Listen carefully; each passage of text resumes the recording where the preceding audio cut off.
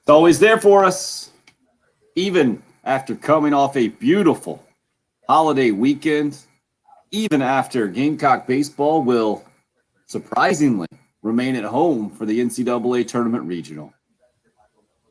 Perfect Strangers is there for us. Hope your Tuesday morning's off to a good start. I was just telling Bill in our little pre-show meeting, I don't know how you couldn't have a good weekend when the weather was as ideal as it was, and you took advantage. Is that what you're telling me, sir? That's what I'm hearing there, Bill. Had a very good weekend. Did hot dogs and brats on Friday night. We followed the Tim Hill family kind of all-American Friday night dinner because I was tired. I was just Friday. I was worn out, and so we did hot dogs and watermelon. Cooked myself a bratwurst and the kids some hot dogs, and so that was Friday night. Saturday night, we ended up across the lake at a little restaurant and enjoyed dinner over there with a little boat cruise. Sunday night, I marinated some nice steaks that I got from Old Timey Meat Market and put them in. It was the first time I'd ever done a balsamic vinegar marinade with honey and a few other ingredients, and somehow cooked them properly. I don't consider myself great on the grill with steaks. I feel like you can go sideways on that very quickly and overdo those things. But I did that and had a nice little boat cruise. And then yesterday did nothing. I mean, did absolutely. I think I was outside I took a Patrick Day. I just stayed inside. We didn't get into any movies. I didn't do any movies. I got stuck on some kind of weird travel channel, like Beyond the Unknown show. It's about an hour. I got stuck on that. But no, yesterday I think I honestly wandered outside to pick up the delivery food late in the afternoon, and that was about it. So yeah, I can't complain. Good weekend. Patrick, what about yourself, sir? It was good. I was just here Saturday. I didn't make anything. I just picked up tacos, and then Sunday left in the afternoon and went up to Greenville to visit my sister, and we spent the day at a bar in Greenville. Stayed the night there and got some watermelon and potato salad, and we had some sausages and watched the Maryland game, and that was very disappointing. So it was a sad end of the weekend. It was a great game, but Maryland lost again in the national championship, so I was very, very upset. I believe the team that beat them, the school that beat them, will be playing Gamecock baseball to start the NCAA tournament. Is that correct? Yeah. Maryland? Yeah, after they stole the national championship in 2019, they retained possession of it because there wasn't a national championship played last year. So, no, it was really disappointing. Virginia didn't deserve it. They weren't that good. They just played well at the right time. 17-16, is that what I saw the final score? Yeah. Or something like that? It was the highest scoring since 1975. I saw that go across I always saw it on the ticker. And I was like, oh man, Patrick is going to be pumped up. Well, Maryland was down national championship game. And I'm getting the exact opposite. No, it was an incredible game. I was just very disappointed. I was really invested in this Maryland team this year. Maryland was down 5 goals with 5.5 minutes to go and went on a crazy run to almost tie it back up. With 10 seconds left, they won a face-off, and the Virginia goalie made a great save, basically at the buzzer to win the national championship. Yeah, it was an awesome game. I got fully into the Bruins Islanders last night, like heavily invested, no financial investment, just it was a really good game. And the only reason I bring that up in relation to your lacrosse is because they kept showing the commercials for the Premier Lacrosse League that will get going here, I guess, in the next couple weeks. And one of it is what appears on television to be a very large man just taking out other gentlemen in the league. The guy plays, Tim, if you haven't seen it, I don't know if you'll get into any hockey or anything, but you should see that there's a particular clip in this Premier Lacrosse League where, again, I would guess there's a guy somewhere in the neighborhood of 6'5", 6'6", that comes probably Miles Jones from Duke. Yeah. I don't know. He's wearing like a neon green or a light. It's a white and neon green. Yeah, and he just shoulders a guy, and it looks like the DJ Swearinger, Andre Ellington situation. where I mean, it just the other poor guy goes a flying. Mm-hmm. And, That's Miles Jones. He's from Long Island. He was like an all Long Island football player. Had tons of Division I offers. I think he could have played football at Duke, but decided to stick with lacrosse. Yeah, he's one of the best in the world. I did notice that the Premier Lacrosse League getting going, I guess, here in the next few weeks. But so good for you. It sounds like a fun lacrosse field national championship weekend. And now those national champs, that school will be coming to Columbia along with Old Dominion as the number 1 seed and Jacksonville as the number 4 seed. Gamecock baseball team hosting an NCAA regional as a 2 seed, the only one to do it out there, I believe, in the 16 seeds, or the 16 regional sites, I should say. Bill, what'd you make of the news that came down Saturday night? And then what'd you think of the announcement of the actual teams and details of the bracket coming out yesterday afternoon?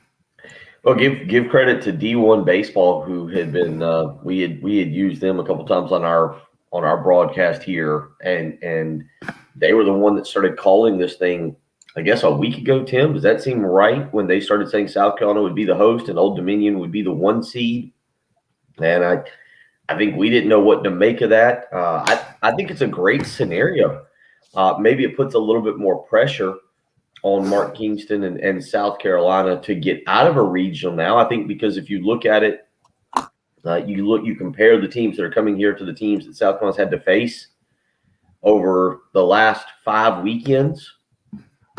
No knock on Old Dominion, but Old Dominion is not going to match up with Mississippi State or Arkansas or Mississippi or Tennessee. They're not that good. Virginia is the last time we remember seeing Virginia, obviously, was I forget the pitcher's name, who was just lights out, was just mowing down Gamecocks in the College World Series, and then I believe got sick and had to be removed. And South Carolina gets a miraculous win late in that ball game. I think that was a Scott Wingo game. And then, of course, Virginia with Brian O'Connor would go back and win a national championship. So we've known Virginia to be very good, but at the same time, this isn't the same Virginia team that we've seen over the last few years. And Jacksonville is what is there? They went 1-13 in April alone. I believe, correct me if I'm wrong, they're 16-32-1 overall, and they get hot and win the Atlantic Sun baseball tournament. Is what I didn't spend much time other than what the announcers talked about yesterday. And then you're matched up with the TCU regional, which isn't going to be easy. But if you can get to that thing, and it is TCU, again, you've played the hardest competition in the country. And by that, I mean Mississippi State, Mississippi, Arkansas, Tennessee, Vanderbilt, a series against Texas. There's nobody you're going to face here in this College World Series right now that matches up with any of those programs I just mentioned. So I don't know what you could have expected that would be a better scenario for South Carolina in terms of trying to make a super regional and then potentially a College World Series. So just to be clear, the Gamecocks will play Virginia noon on Friday in the first game. It'll be Old Dominion against Jacksonville in the 1-4 game at 7 o'clock on Friday night at Founders Park. Mark Kingston yesterday saying that's kind of what the network, that's what ESPN wanted. They want a South Carolina-Virginia matchup noon on Friday, and that's what it will be. Obviously, the winners will take on the winners. The losers will play the losers there in the double elimination tournament. That will move on. And so Old Dominion gets the number 11 seed. They used to only see the top 8 teams in the NCAA baseball tournament. Bill, now they do 1-16 in Old Dominion with the number 11 seed. Listen to their coach coming off the Conference USA tournament win and coming back, and they've been some road warriors. I guess that thing was over in Louisiana. They got back to Norfolk, I think, yesterday. Now they're hopping back on the bus today, I think, headed down to Columbia. But he was, I think, satisfied that his team got the respect it kind of deserved for having a really good year. Old Dominion leading the country and setting a record, I think, with 101 home runs this year as a team with the BB Core bats. And so they're happy to come to a park where the ball will leave the park and more of a hitter's park at Founders Park. The matchup between South Carolina and Virginia, like you mentioned, with the history of the College World Series a decade ago, is a really interesting one in the SEC versus the ACC. You see where the SEC got 9 total 9 total NCAA berths. That was the most in the country. Just one more than the ACC that got 8. 7, I believe, host sites now, with Florida earning a host site as well as the other big-time 5 other teams. I believe Florida ended up with a 15 seed, Ole Miss with the 12 seed, and then there were 4 others there in the top 8, with the Arkansas being the number 1 overall seed, with the Tennessee at number 3, Vandy at 4, and Mississippi State at 7. Kind of the breakdown of the college baseball NCAA tournament announcement from yesterday. Brendan Malone getting some good airtime there once it was announced on the show, on the ESPN show. You see him getting up and celebrating in the room where the Gamecock players had gathered to watch the yesterday's NCAA tournament regional or NCAA tournament announcement. So I agree with you, Bill. Best case scenario, because you're playing at home, you're playing against some good teams, no doubt. Virginia and Old Dominion, some of the hottest teams in the country, but it's right there in front of you. I don't know. What do you think about what Bill said, Patrick, about pressure being on Mark Kingston from that standpoint? Because you're playing at home, I can see where you're coming from on that, Bill. Gamecock fans expect to win this thing and move forward, and that's what Gamecock baseball has done a lot of years. So from that standpoint, I can understand what Bill's saying. What about you, Patrick? I think they were going to expect to win this thing really no matter what. I mean, if they were in Greenville, North Carolina, and they were matched up with ECU, I mean, I think they would have expected to win that thing too. But I guess the pressure's on more because they'll be actually in the stadium. People would have traveled no matter what, but I expect it to be almost all Gamecock fans when South Carolina's playing, and that's going to certainly apply pressure. There's going to be no excuses in terms of a new ballpark or anything like that. You're fully rested, so there's going to be no excuses like, hey, we're still getting guys back from the SEC tournament. There's basically just no excuses overall. So I think, yeah, no matter what, you're expecting to get to the Super Regionals. I think most people that have texted in have said it's Super Regional or bust, no matter who you're matched up with. That's what this team's expectations are, and that's what they always will be. So, yeah, I'm with him there. But hosting just adds another element to it where it's just everything is set up perfectly for you. There's just no excuses to not beat a team like Old Dominion, who you will always feel like you're superior to. Yeah, well, I think that's the part of it. It might be a little bit different if, and again, I'm just going to use a hypothetical, but if a Virginia, who has the background that they have, was the 1 seed, maybe then you're going, okay, well, we know those things. But yeah, fair or unfair to Old Dominion, I'm not going to sit here and play the game on a Tuesday morning at 6:19 that I'm fully aware of anything about Old Dominion outside of what the announcer said yesterday on the broadcast. I didn't do a deep dive into the Old Dominion baseball team. I don't think we're the show for the deep baseball analysis of Old Dominion. But look, again, South Carolina South Carolina is a good baseball team. I get that some people seem to think they're average or whatever. Not being able to beat the top 4 or 5 teams in the country doesn't make you a bad or average baseball team. It just means you're not in the top 4 or 5. That's what South Carolina is. If they were lined up with, say, the Arkansas Regional or the Mississippi State Regional, I'd probably be sitting here this morning going, boy, if you can just get to the Supers, pretty good year. Hard to foresee you getting out of that because I've already seen those series take place. But, this is a winnable home regional. It will be, in my opinion, if you get through it and it's TCU, a winnable regional, or winnable super regional. It's not like I would expect them to do it, but I think that there's a lot of things in front of South Carolina here. And Patrick, you touched on one of them. And it's why I didn't want to lose our mind about being hammered in the SEC baseball tournament and being eliminated on day 1. You came home and you were able to rest and do all those things that a lot of people thought you needed to do. Now let's see it pay off. And that's why I do think getting the rest, getting this thing at home where you're going to have one of the better, for not being a top 16 seed, South Carolina will have as good a home field advantage as any team out there. It'll rival Mississippi State and Arkansas and Texas. You get everything in your ballpark. You get to sleep in your beds. Everything falls kind of your way. Going to be wildly interesting. Just on the Cool Care Heating and Air text line, Scott hits us up, 803-404-6100.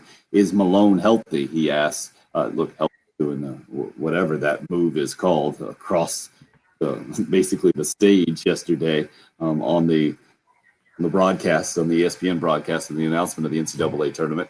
But didn't get a ton of details from Mark Kingston yesterday about just who had been resting up, who will be 100% healthy or ready to go on Friday. I imagine we'll continue to get more details on that. Also, the most interesting part to me, guys, is going to be what the Gamecocks, what pitching coach Skylar Meade and Mark Kingston decide to do with their pitching rotation.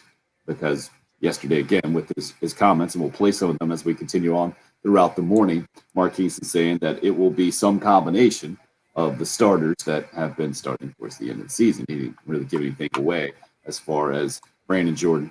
And then I think the best pitcher that we've seen for the Gamecocks recently is Brett Carey. Only started a couple of games here at the end of the year, a couple or 3 games, one of those being a complete game shutout.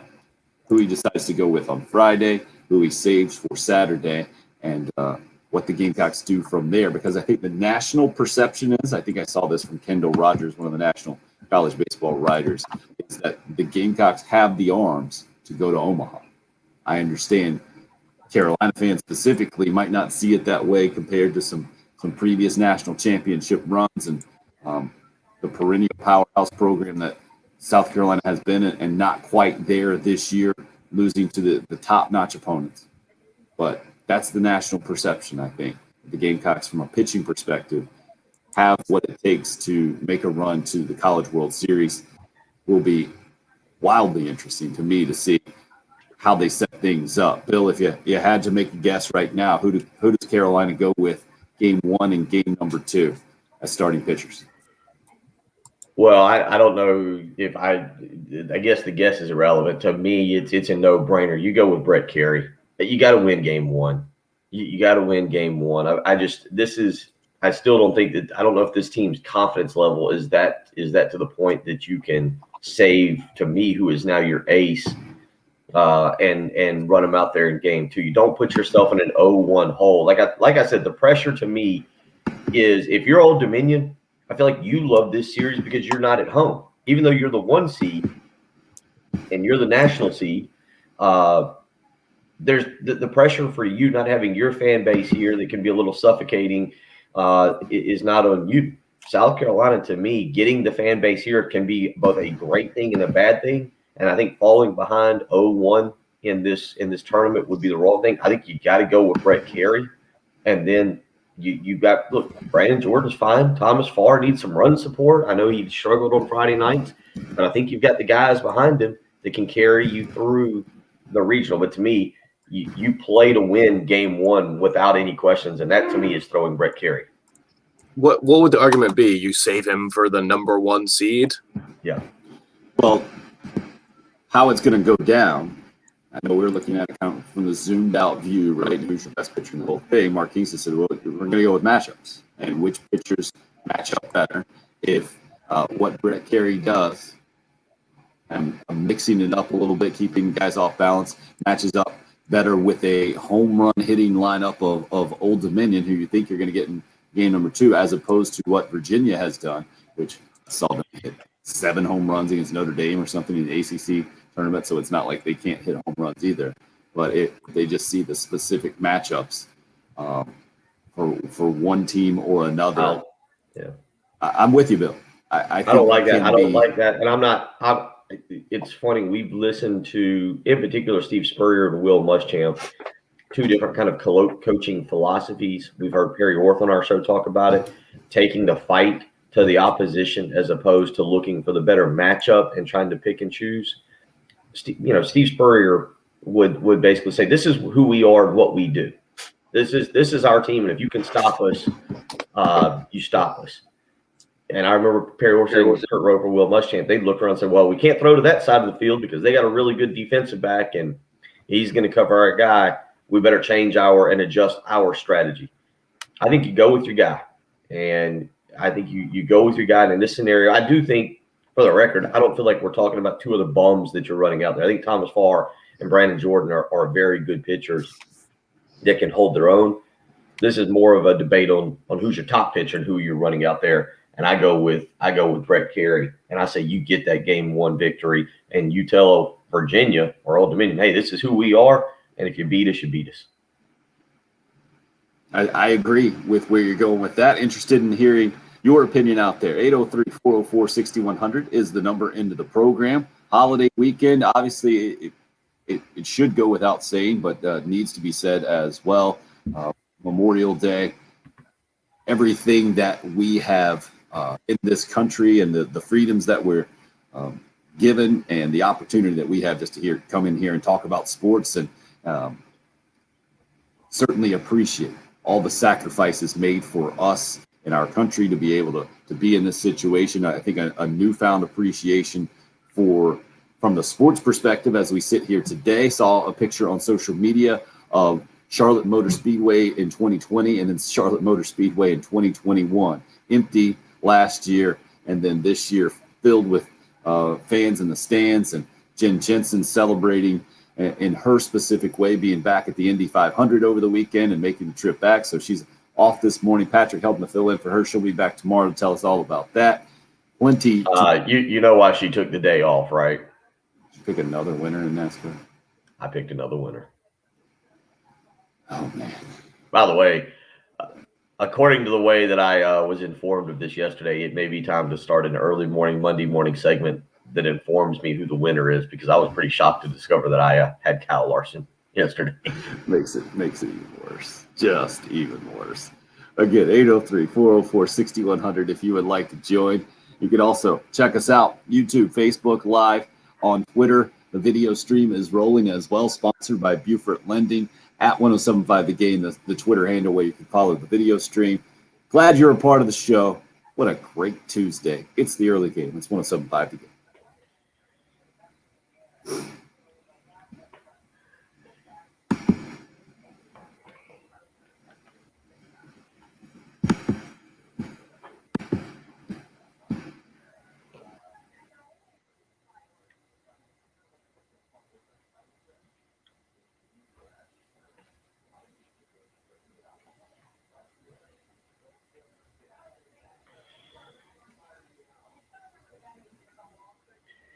Page has been turned. New month of June is upon us. And I tell you what, one of the things you may be thinking about doing as we head into the summer months is looking to purchase a used vehicle. How about go to Love Chevrolet? You know, everybody's selling a bunch of used vehicles today, but there's a big difference between a used vehicle and a Love Chevrolet certified pre-owned vehicle. A Love Chevrolet certified pre-owned vehicle has a 6-year, 100,000-mile powertrain limited warranty, a 12-month, 12,000-mile bumper-to-bumper limited roadside assistance warranty, courtesy transportation, 3-day, 150-mile exchange policy. How about scheduled maintenance, limited OnStar trial free, Carfax vehicle history report? It goes on and on and on and on, which is why you need to go to Love Chevrolet and check out their certified pre-owned vehicles. Pick the one that's best for you or that new high school graduate and send them off to college in a new certified pre-owned vehicle. That's right. Go visit Love Chevrolet. Been servicing you and your family for over 60 years here in the Midlands. That's working for a long time, and you don't work that long if you aren't doing something right. Love Chevrolet, I-26 in Harbison between Lowe's and Frankie's Fun Park, or on the web, lovechevy.com. Get out to Love Chevrolet and find new roads.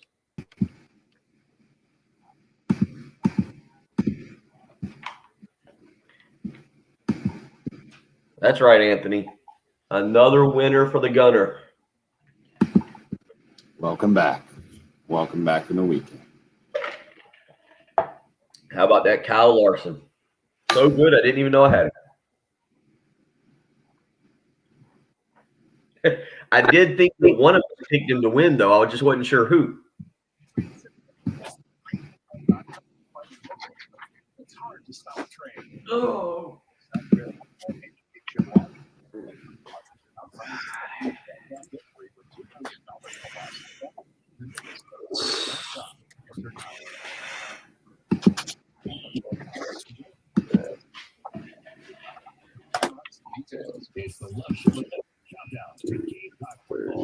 So, why'd you go with Greenville over Charleston? Is my question, Patrick.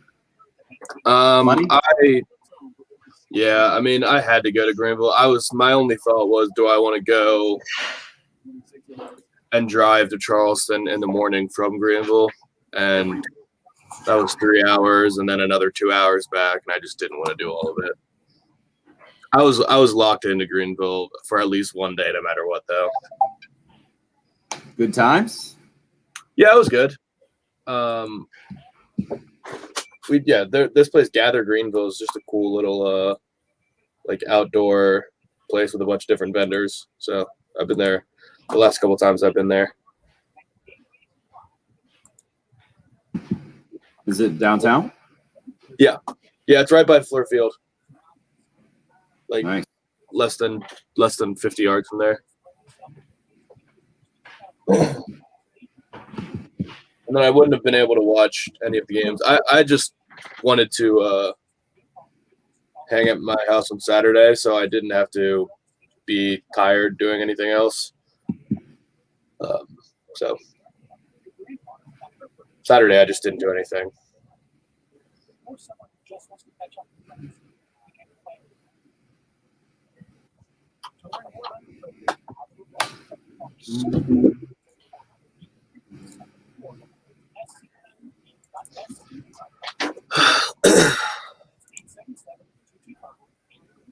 It's National Say Something Nice Day. Really? Are we just making these things up now? Yeah, it's always National Something Day. Yep. That's why I never bring it up. Ever. Like there's a different food for every day. Yeah. To me, that's National You're a Lazy Radio Show Day. Every day. Jay brought up that it was National Brisket Day on the same day that it was also National Burger Day. Right. Well, I mean, what is that? Oh, did y'all see the player for the Indians run into the wall? Yeah. Oh, Didn't see that. Did you guys see the dude from Dallas Baptist played base? I guess in their conference tournament early on, he ended up jumping over the little fence at the place they were playing. Was like 3 feet tall. He jumped over it, didn't make the play, and he's like, "I'm going to do that before the tournament's over." And then, dang if he didn't, he ended up diving over the freaking thing, made the catch a little later on. You jump out on the third base line? First baseman. Yeah, first baseman. Crazy. There was also a little kid getting domed by a foul ball in the outfield in Tennessee against Tennessee. Oh yeah. I retweeted that video. It was pretty brutal. It was he took it, but it was basically like home run length foul ball. I really tried to go social media-less. Yeah, same for the last 3 days. I think I tweeted. Didn't miss it. Yeah. Yep. We had, it was a nice weekend.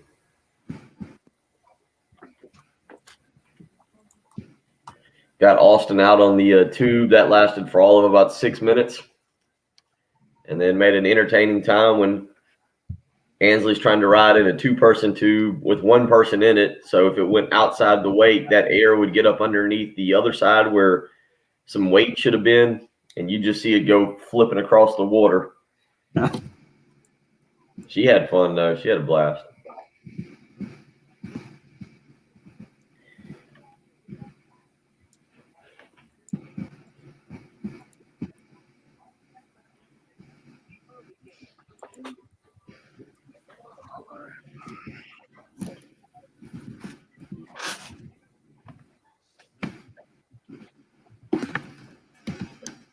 We're back. You're up.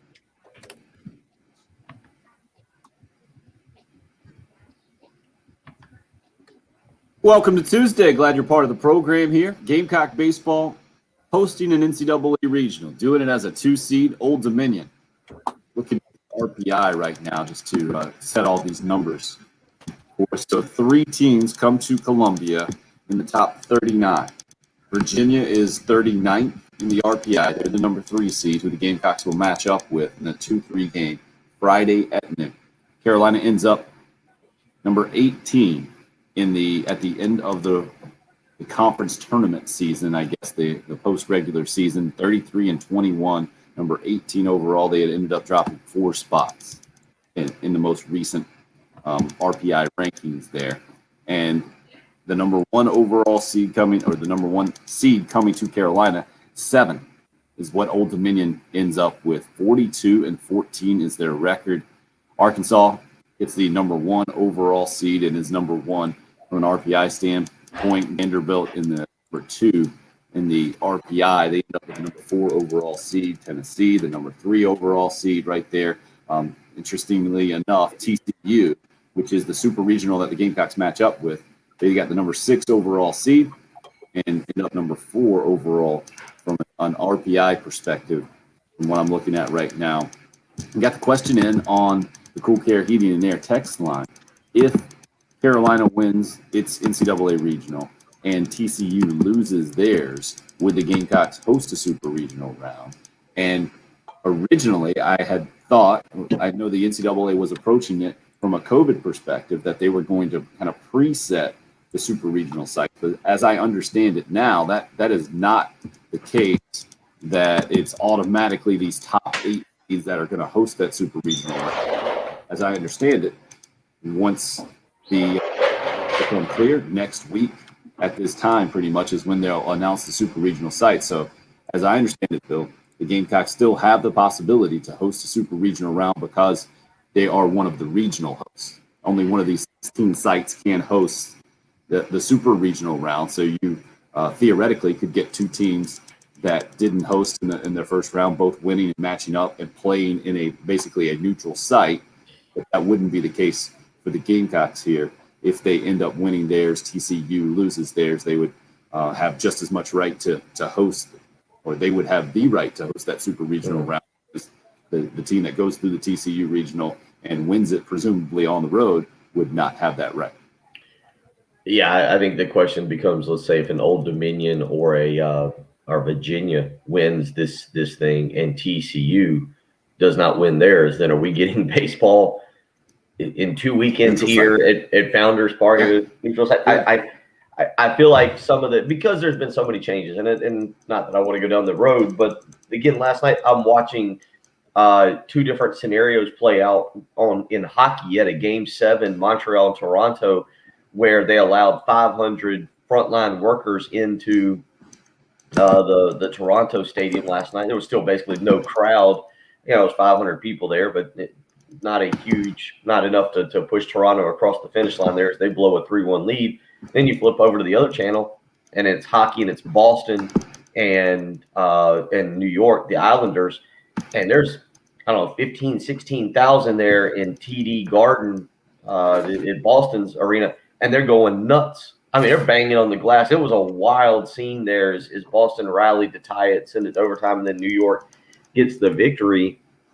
And I only say that because it feels like we're now rapidly changing back to being normal. And so it's hard to keep up with what the NCAA is kind of doing. Like, I get it where if you didn't submit a bid, that's one thing. That's why Old Dominion is not at home this weekend. It has nothing to do with COVID protocol or how many fans they can or can't allow in the stadium. They just flat didn't submit a bid to host a regional. So they weren't even in discussion to get one. South Carolina did. And South Carolina, I can't say that I don't know if they earned it, but they get it. And I don't know if, say, Oregon State submitted one. I think Oregon State is the 2 in that regional out there in Fort Worth. So who knows how that'll exactly play out, because I do feel like some rules, some things are being changed as we kind of go along. How did Old Dominion do against the big boys? The question from Papa Joe on that Cool Care Heating and Air text line.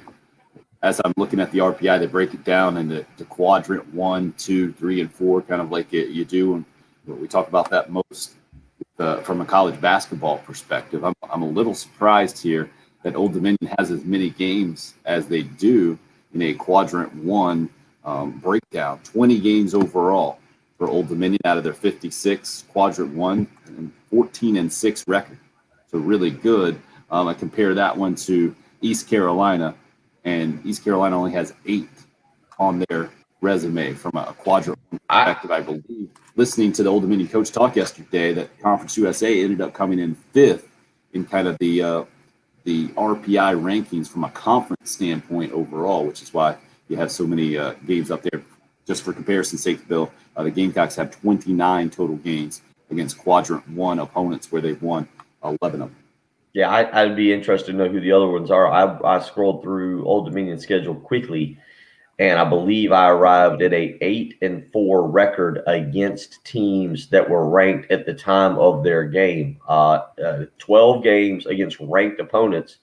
8-4 is the record. However, this is kind of, I think you even mentioned this on the show weeks ago. The anomaly here is that they played back-to-back 4-game series against Charlotte on the road the weekend of April 23rd and through April 25th. They actually played two double headers that weekend. Yeah, I don't need to know what exactly transpired there, but then turned around and played the following weekend another 4-game series against Charlotte on the road at Charlotte. They lost 3 of 4. Back home at Old Dominion, they won 3 of 4. So 8 of those 12 games against ranked opponents came against Charlotte. They did have a game scheduled with Virginia for sometime back in April, on April 14th, but it was postponed. And then they've got a couple games. They've got 1 game against East Carolina and 3 games against Louisiana Tech is what equals the 12 games against ranked opponents. So I think you said 20 Quadrant 1 games played there, and I think you said 14-6. I've got them at 8-4 against ranked teams. You compare that to South Carolina, who had seemingly had a ranked opponent each and every weekend, and not just a ranked opponent, a team that was in the top 20. So, again, to me, you're not getting one of the teams that you faced 4 out of the last 5 weekends in Old Dominion. You're not getting that in Virginia either. The competition, this is where bragging about being in the SEC, Tim and Patrick, pays off, right? Like the competition you play sharpens you for the NCAA tournament. This is where going through that grueling 30-game stretch and then throwing in a series against Texas should have you sharpened and ready to go for regionals and super regionals. Not just that. This is where I think, the benefit of the doubt went to the Gamecocks. When being a perennial powerhouse program helps you in an NCAA tournament process, where we've seen it through the years and years, where the Gamecock basketball program is on the other end of that spectrum. I feel like the baseball team here got everything, like you mentioned, Bill, had it set up in an ideal way in a lot of ways. Now, that doesn't make it easy, and they're still going to have to make a bunch of plays and beat a better team from a resume standpoint to move on, to survive and advance. And that first Virginia game is not going to be any kind of easy as well, with the number 3 seed coming into town. But there are other programs out there that will look over at South Carolina and say, hey, why are they hosting instead of us? And the benefit of the doubt, I think, will always go from an NCAA perspective to the school, the program that has more of a proven track record. And South Carolina is that program. I go back. One other thing I just wonder about that I'd love to ask anybody that was on the committee. I know South Carolina got swept by Texas, but the fact that you were willing to go and play that series, did it? Obviously, it helped strength of schedule. Like strength of schedule, if you win, you bump up more. But strength of schedule playing Texas helped. Did that get discussed at all? Or did that factor in? Because that was kind of the big deal. South Carolina never does that. They've already got a built-in national series. Clemson let them down this year, but they've got a built-in national series against Clemson that's typically a top 20, top 15 showdown with a home and away and a neutral site game. And that's what made the series against Texas so much more fun. And South Carolina will run that back next year when Texas comes to Founders Park. But that was, I think, what excited for you and I as guys to talk about sports. And I think for South Carolina fans to be able to watch another series against a quality opponent. Did that play a role, even though you were swept, in helping get to host this regional over a few other teams? Or was just simply this the best venue to choose from amongst teams that submitted a bid to host Old Dominion? Well, from a historical standpoint, this is the 74th NCAA tournament, and Texas is hosting a regional for the 28th time. the Gamecocks just behind Stanford, I think, for maybe the third most hosting times or third most times hosted. Stanford's hosting for the 19th time, and the Gamecocks hosting for the 18th time. Mississippi State, as compared to the 15th time since this regional format going into effect back in 1975. So some news and numbers there from the NCAA baseball tournament, everything coming out yesterday. We'll continue to break it down. Love to hear more of your thoughts, read more of your thoughts on the Cool Care Heating and Air text line, 803-404-6100. Love Chevy phone line, same number, 404-6100. It's the early game here on 107.5 The Game. Clear. Crowder.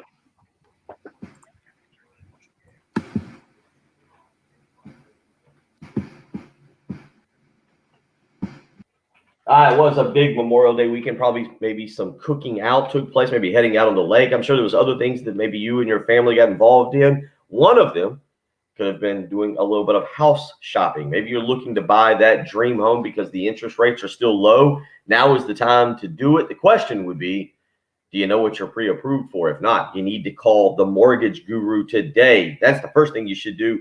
Call Jacob Crowder, 803-719-1005, helping people save $200, $300, $400 a month on their monthly mortgage, whether it's by purchasing the new home they've been dreaming about or refinancing. And so many people are looking to do that right now. Jacob has added Brian Kovar to the team so they can help even more homeowners or people who want to refinance. So don't miss a golden opportunity.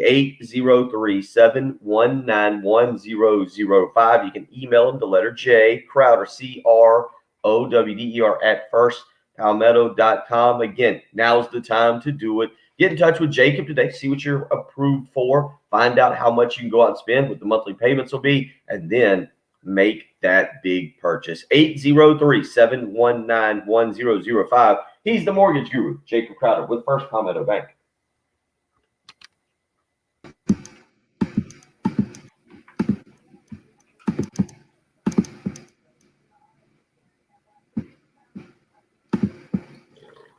See who else is hopped on here? Craig?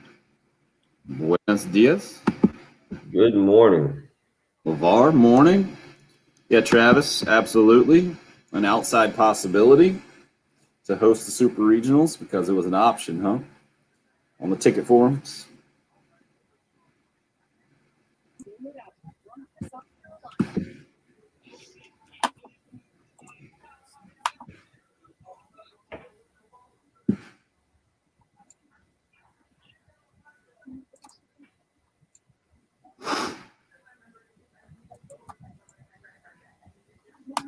Yeah, I'm trying to read about this Osaka story. I don't understand.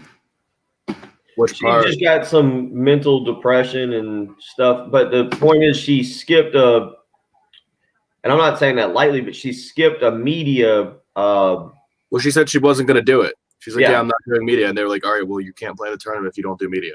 That's just part of the agreement. And really, I don't know enough about her or the French Open to go down that path, but I think the question, because she's gotten so much support from other athletes, like I saw Steph Curry tweeted at her, and the question is, what, to me, if you go down a serious road, what is the role of the player away from the court?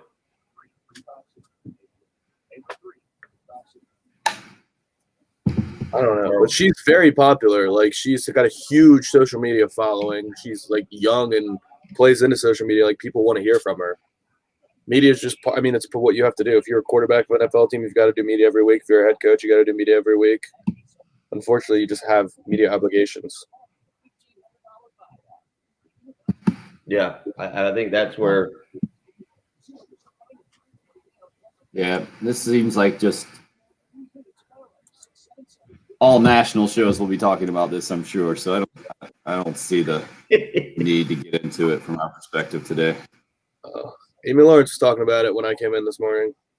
Exactly. I mean, just the impact on us from our perspective is so minute.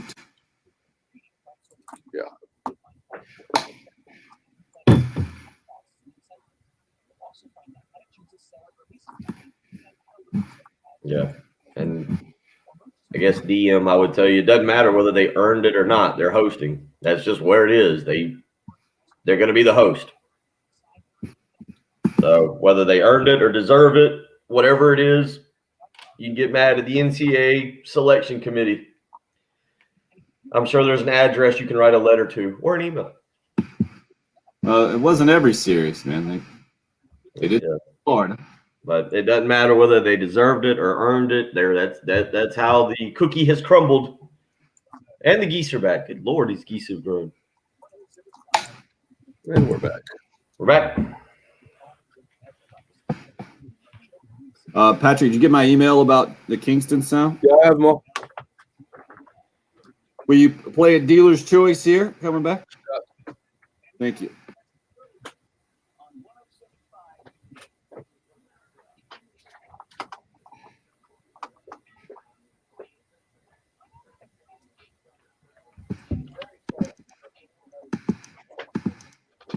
Process.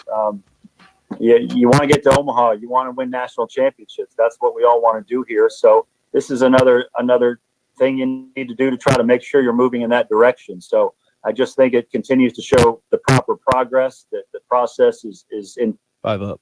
And it's just another check the box moment for us and trying to get this program to be where we all want it to be. Carolina baseball coach Mark Kingston speaking yesterday after the NCAA tournament bracket revealed. It was Sunday evening where Columbia found out, the Gamecocks found out they would be hosting a regional with Old Dominion coming in as the 1 seed, the Gamecocks as the 2 seed. The only bit of controversy, I think, in the 16 NCAA tournament regional sites. DM hits us up on the YouTube live stream. My opinion, which doesn't matter, South Carolina doesn't deserve to host. Yeah, you can say strength of schedule, but when you lose every meaningful series that gave you such a stout strength of schedule, it's hard to give South Carolina credit. They didn't earn it, period, DM says. Well, I understand where he's coming from when you are comparing South Carolina's resume to those top teams that he's talking about in the SEC, where the Gamecocks didn't win those series.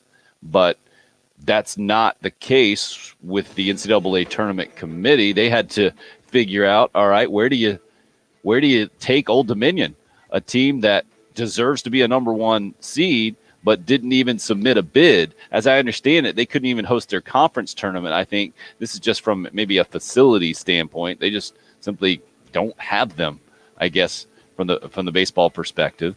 And then when you compare the Gamecocks resume build to other teams that are on the cusp, somewhere between 15 and 25, I think that's where the Gamecocks got the benefit of the doubt, and where Founders Park and the tradition that South Carolina baseball stands out. And it's a relatively easy selection, I think, from the NCAA's perspective.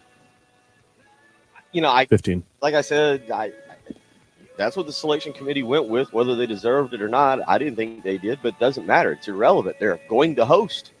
We know 5. path to Omaha is for South Carolina, and if it's a break, it's a massive break, and they can take advantage of it and end up with a very successful season. Hour 2 coming up.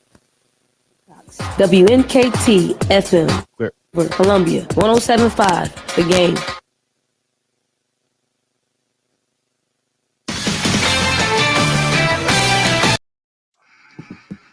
But that debate is loud.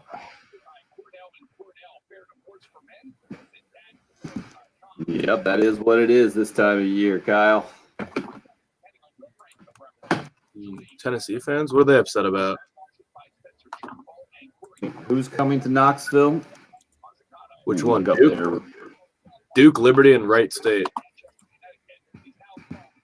Yeah, Liberty basically won their conference. Duke, maybe the hottest team, along with Virginia in the ACC.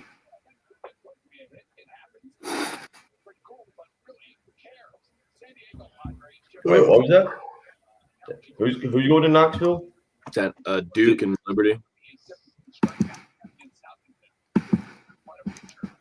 So when you got the number 3 overall seed to be matched up with Duke, who's number 19 from an RPI perspective, is actually exactly what the math would work out to be, right?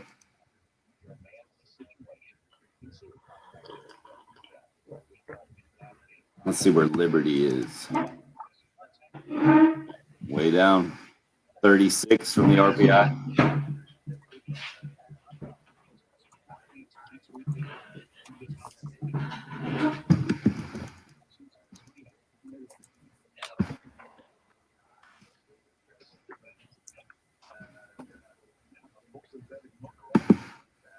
What state is most represented in the NCAA tournament, do you think?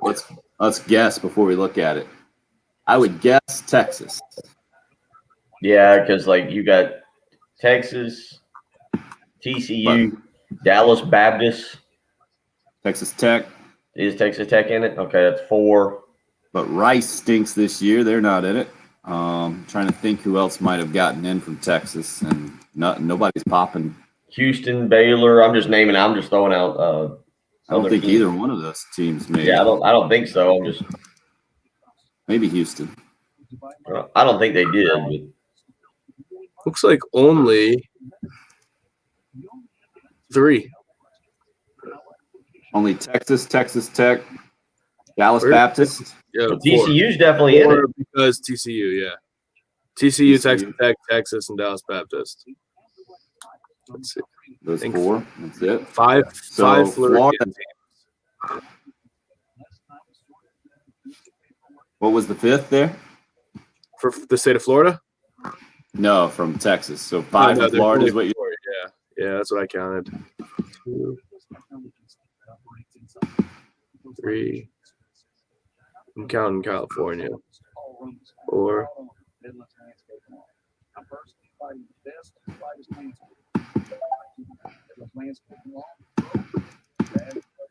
4 Californian teams.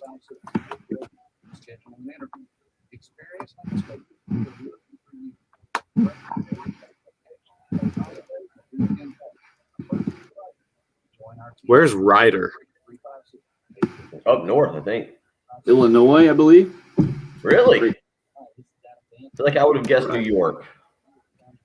College or university? Ryder College. Something like that.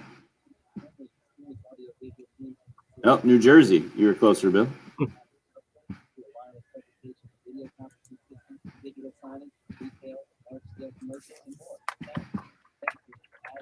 So what about North Carolina? How many teams they got?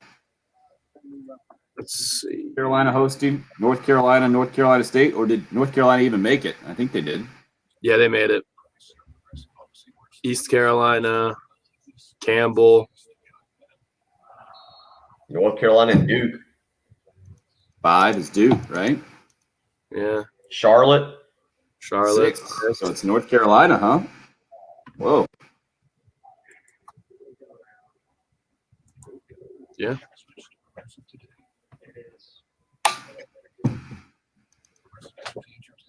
And in South Carolina, is it just PC and the Gamecocks? Yeah. Wow.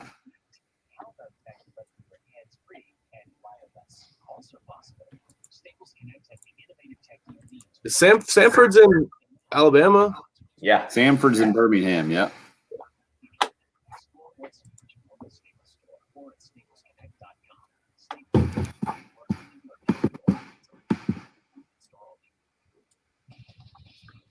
What else do I know?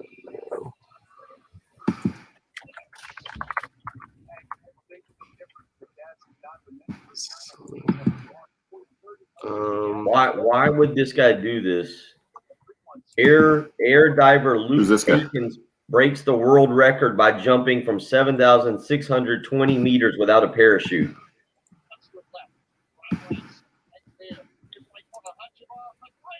I don't understand.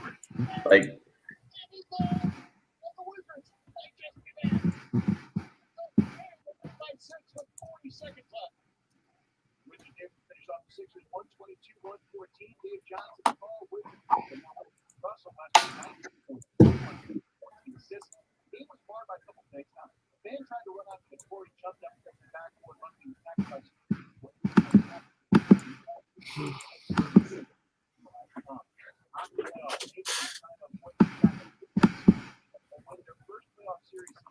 See, the dude from Clemson won the golf national championship. no, I missed that. So to answer, there's another. Virginia had 5 teams from their state in the. So we've got North Carolina at 6.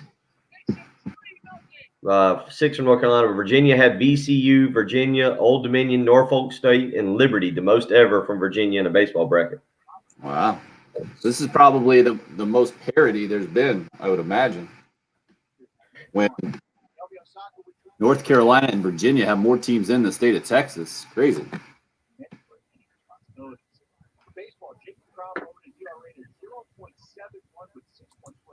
Interesting. Right state is in Ohio.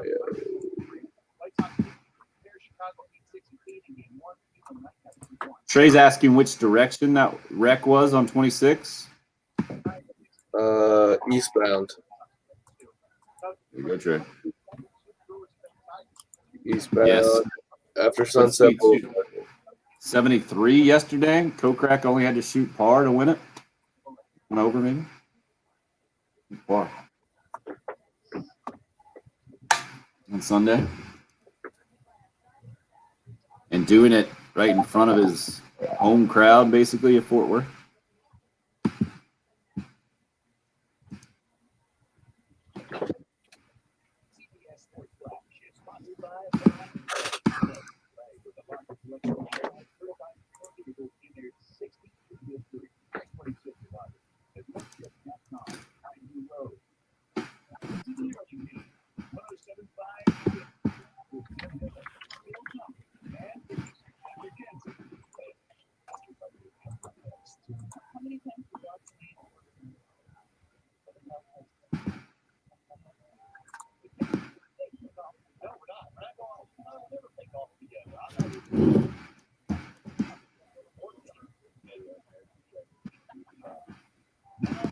Let's start with Kingston here, Patrick.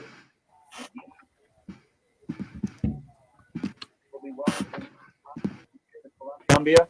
Now it's a matter of who plays the best baseball to advance, but really looking forward to a packed Founders Park. Want to continue to invite all the great Gamecock fans to come out 5-up. And make this a really great home field advantage and environment for all of us. Noon Friday, we'll see how it looks. Founders Park, one of the 16 sites the NCAA tournament chose to host, and the Gamecocks as a number 2 seed, really the only bit of a controversial one. That's Mark Kingston, the Carolina coach, looking forward to having his team at home on Friday afternoon and throughout the weekend. It just ended hour number 1 with DM on the live stream saying the Gamecocks didn't deserve it. A bunch of you are reacting to that comment saying, well, if you have or are continuing to run the team down, don't buy tickets for the weekend. You don't deserve it, Steve-O says. If you like to bash, save yo cash. That's what he ended his text with on the Cool Care Heating and Air text line, 803-404-6100. Anonymous texter says, I assume DM is a Gamecock fan who is not buying tickets to the games, or is he a Clemson fan?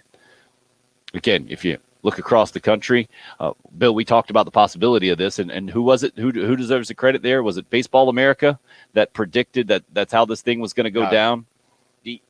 D1 baseball, I think, was the one that had it. I think Baseball America had South Carolina going places. Notre Dame, can't maybe, quite remember now. or East Carolina. Yeah, Notre Dame.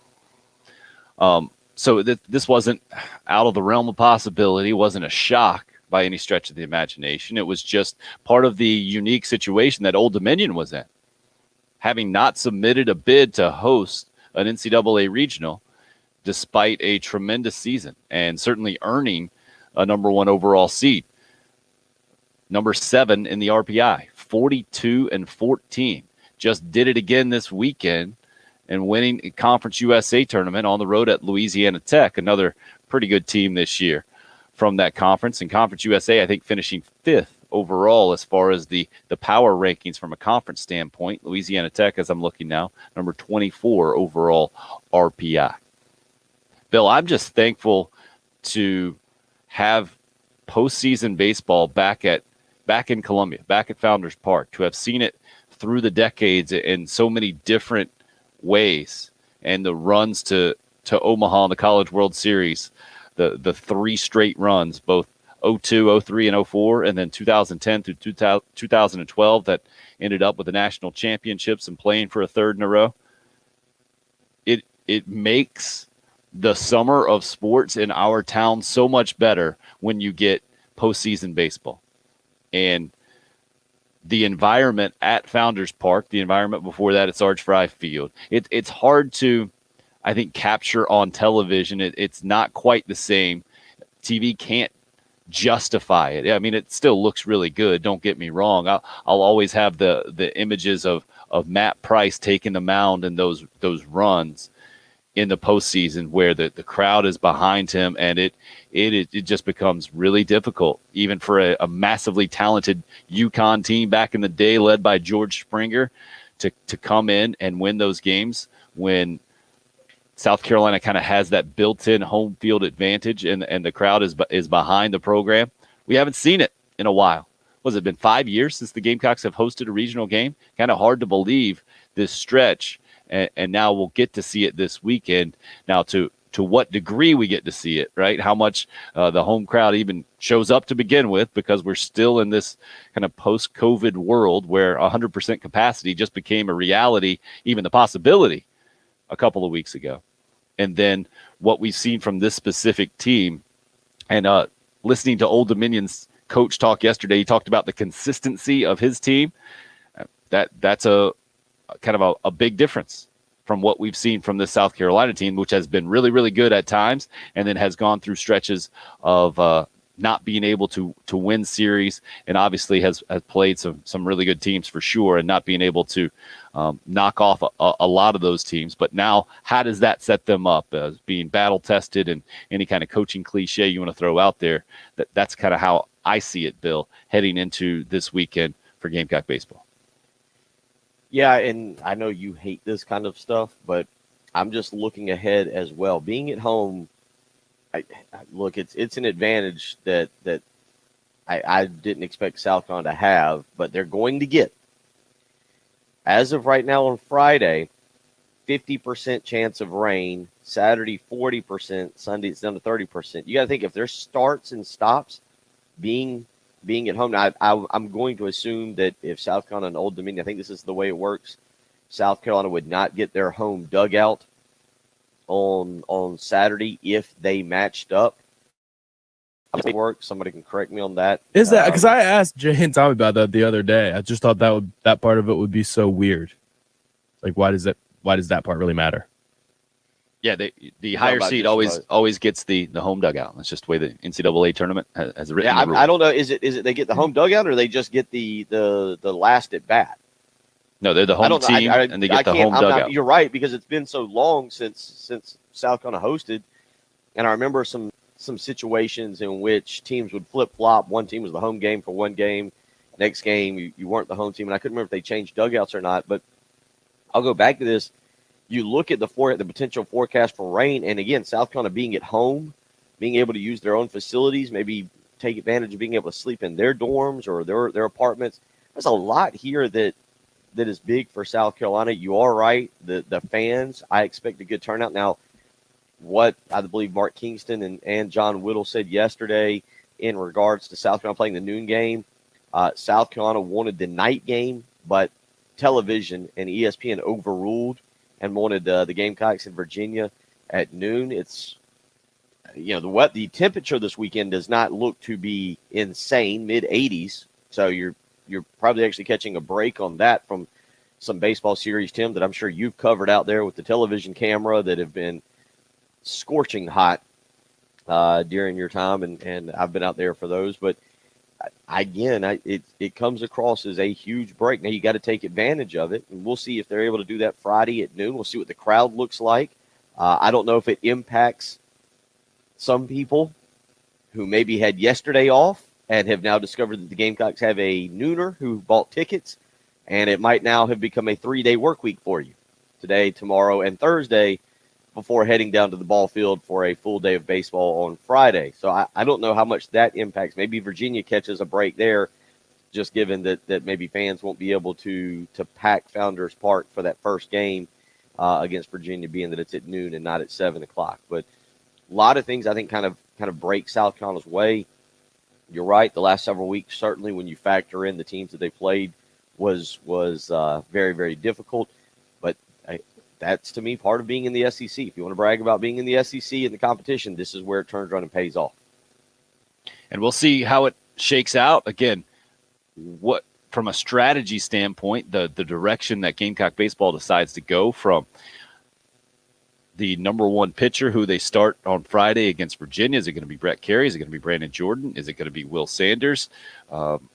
Mark Kingston yesterday saying it's going to be a combination of the starters that he's been using at the end of the season. Those three guys just is going to look at the matchups and figure out exactly which way to go. From a health standpoint, no real updates, I don't think, from yesterday as far as an all clear, other than that the Gamecocks have been resting up and continue to do so, and will have, 9 days off from their last game on Tuesday at the SEC tournament a week ago today.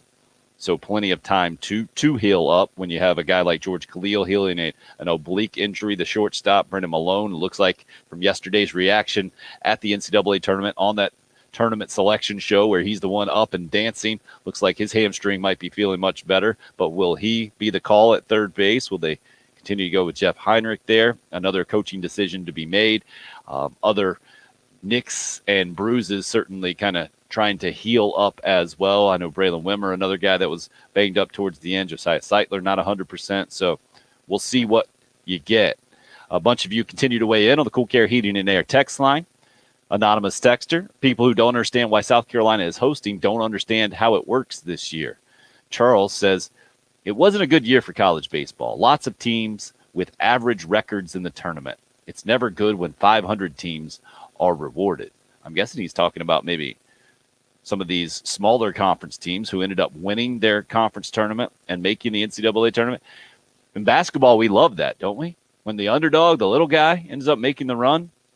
I don't think Charles understands what college baseball was this year. I think we're going to look back at 2021 and say it might have been the best year college baseball has ever seen from a talent standpoint because of what happened in 2020 and the year being cut short and the Major League Baseball draft shrinking.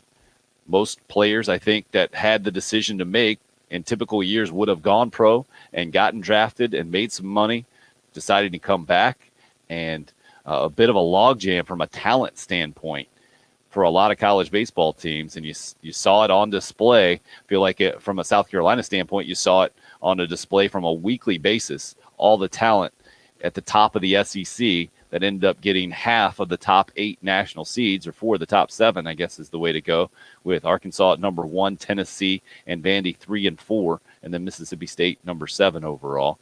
Gregory hits us up, says D1 baseball had South Carolina going to Notre Dame. It was Baseball America with South Carolina hosting as a 2 seed. The Gamecocks could be called fortunate, but to say they don't deserve it is wrong, in my opinion. Certainly the benefit of the doubt, Tim, or things working out for the Gamecocks. Go ahead, Bill. Here's what it reminds me of. I think you'll agree 100% on this. Best thing it reminds me of. South Carolina basketball getting a 7 seed in Greenville several years ago and obviously turning that into a Final Four run. Would you agree with that? I would if Duke hadn't been looming in that round of 32 game. Like that wasn't necessarily a good draw. It was maybe about as good as Gamecock basketball could have asked for in that situation, but on paper, you looked at it, and Duke obviously not far away from Greenville either. I don't think anybody saw the amount of Gamecock fans showing up or the amount of neutral site fans. I think North Carolina was also maybe in Greenville, and those North Carolina fans turning into South Carolina fans against Duke, and how that thing went. I think that's maybe how we see it now, and obviously because how the game went and Carolina making the run. But yeah, just because you have Old Dominion as a number 1 seed in the thing, it's just so apples to oranges. I understand what you're saying. From the standpoint of being a favorable draw for the Gamecocks, I think that's a fair comparison. But just how the home court advantage on a neutral site versus the actual home field in baseball works out, it's just not quite the same. But I hear what you're saying from that perspective. Bill, to me, I feel like this is going to be the largest challenge. Obviously, on the field, it will be a challenge for the Gamecocks, taking on a very proud program in Virginia to start. And I saw, the last time Virginia was in the NCAA regionals, I just read this, 2017. So it's not like, Brian O'Connor was a popular name back in the day when Mark Kingston got the job for coming off a national championship. Carolina obviously seeing Virginia in those national championship runs, the one time out in Omaha. To keep this thing going is a really difficult thing to do. You saw Paul Maneri from LSU over the weekend announcing his retirement, and LSU does get in the NCAA tournament, so he'll officially retire after the season. But a program that struggled to pile up a bunch of wins in the SEC this year. From the Gamecock perspective, it's a good draw to host. You would rather host than not, but it's going to be a challenge with the number 7 RPI team and the number 11 seeded overall team in Old Dominion coming to Columbia, leading the country in home runs. To me, the biggest challenge here is from a Gamecock fan perspective. How much will Carolina fans take advantage of being able to give their team that home field advantage, to be a factor, especially with a Friday noon game, and then whatever happens the rest of the weekend? Because, Bill, it used to be, it's pretty simple from a fan standpoint, right? If you really like college baseball this time of year, you had to buy a ticket to go see a game. It wasn't even available, just 10 years ago? I think maybe 10 years ago, you could dial it up on ESPN3, which was still kind of trying to figure out how to get games on a digital platform and the whole deal. But we are to a point in college baseball now to where you could watch nearly every single South Carolina baseball game without going to too much trouble from a technology standpoint. You'll be able to watch Friday's game on ESPN2 national TV. So it's not quite what it used to be from having to attend games in person in the postseason to what it is now. So I think the challenge is there from the Gamecock standpoint, from a fan standpoint. How many fans will show up? What kind of home field advantage will it be for a Friday noon game? Like you mentioned, not ideal, not a Friday night type environment where you can draw easier from around the state and pack Founders Park like usual, Bill. Yeah, I mean, again, that's the part. Now, we'll see. For all we know, there's a lot of people who have built up vacation days, and you're going to get a great environment on Friday afternoon at 12. That very well could happen. I don't expect it to. I don't know. Maybe 4,000, maybe 5,000 people, noon game, but we'll see. How long does it take or how many people can get off work, go out there and start another 3-day weekend, essentially? It's going to be kind of interesting to see. Also, as you mentioned, the game being on television, maybe if you've got tickets for the weekend, you'll say, hey, I'll just catch them on Saturday and hopefully Sunday. So, but it's definitely an advantage. And again, we'll find out as the week goes on who exactly South Carolina likes to start. I think that's just as entertaining as how big the crowd is. David T., our resident school principal on the YouTube live stream, longest parent meeting in principal history happening Friday at noon. Well done, sir. That's how you play it for sure. And Bill, you mentioned the holiday weekend coming off of it. To me, it always has a holiday feel when Gamecock baseball is hosting. It's like a baseball holiday is what's being celebrated, I feel like, in town through the years when the NCAA tournament is at Founders Park or was at Sarge Fry Field, and you get it again this year. How much the team can take advantage of it remains to be seen. We'll continue to let you hear from Gamecock baseball coach Mark Kingston, some of his public comments from yesterday, break that down, news from Frank Martin and his program. You mentioned that 2017 draw in the NCAA tournament, some news from the Gamecock basketball perspective, and why today is so significant for Shane Beamer and the football program. We'll get into that as we continue to roll on this morning. 803-404-6100. If you would like to join, you can call or text us here. It's the early game. It's 107.5 The Game. The home of the Gamecocks and new head football coach, Shane Beamer. I'm a process-driven person, and we're going to get started day one, advancing this program and making it better. 107.5 The Game. I know it's cliche, but it's the truth. Welcome, coach.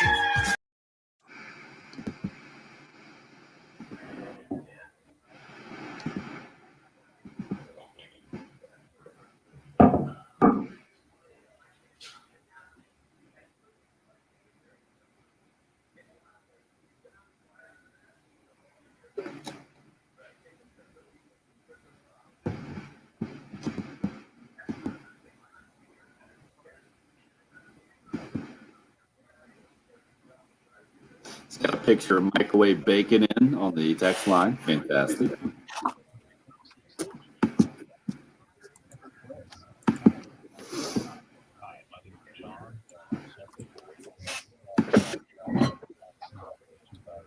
So, Patrick, explain to me how a team that doesn't deserve to win in lacrosse ends up winning. Well, Maryland was just the best team most of the year. They crushed Duke on Saturday, who was supposed to be maybe the most talented team college lacrosse has seen.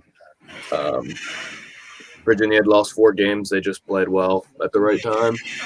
But they did in 2019. Virginia played Maryland in the quarterfinals of the NCAA tournament, and Maryland won the game, but Virginia hit a crossbar that the refs called a goal. And the net, after on replay, you could see that it clearly wasn't a goal, and they were just awarded a goal that they didn't score and ended up winning the game and winning the national championship following that. So they're frauds.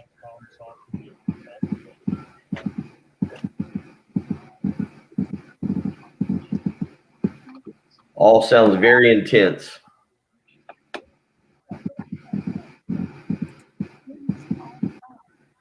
Boy, a parent meeting at noon on a Friday. That does not sound like a good way to wrap up the week. That's a joke, Bill.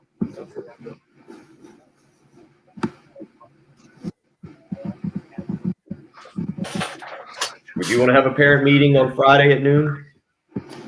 You didn't get it at all? You're still not getting it? David's saying that that's what he's going to be telling people. That's what he got as the principal. Y'all are easy to troll too. Y'all are almost as easy as the Sure. You didn't texters. You didn't get it. Good You're try. playing it off right That's now. a poll, Yeah, get y'all better. poll You're playing it question. off right now. Good job.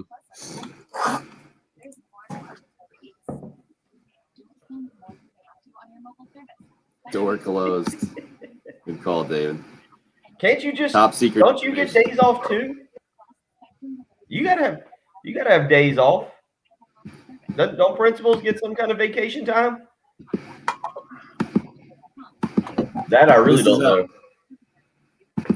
Classic text line stuff. Who hit us up here? Is it Alex? All caps, by the way. Morning. Friend of mine, an NC State fan, said Carolina was 6-20 in their last 26 games. True? Thanks. I counted 14-12. Did you text back just no? That's what I'm responding with. I counted 14-12.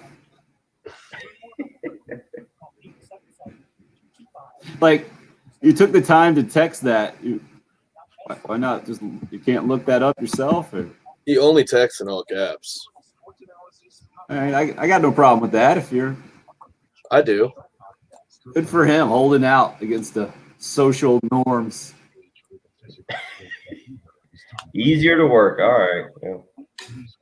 55-inch TV in the Parent principal's meetings office. it is. Parent meetings it is.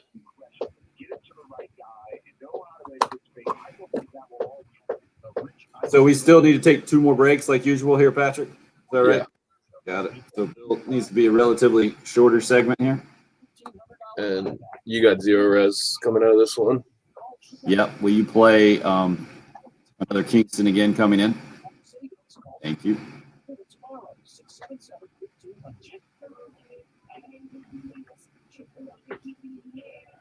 Oh.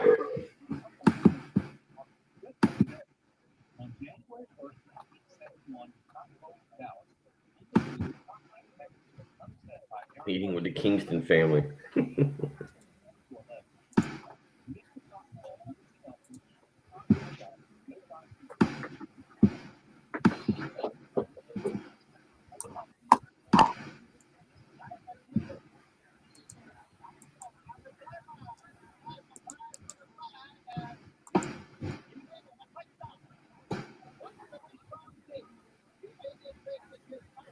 Patrick, do you get into this Premier? You don't really follow this Premier Lacrosse League, do you? You do?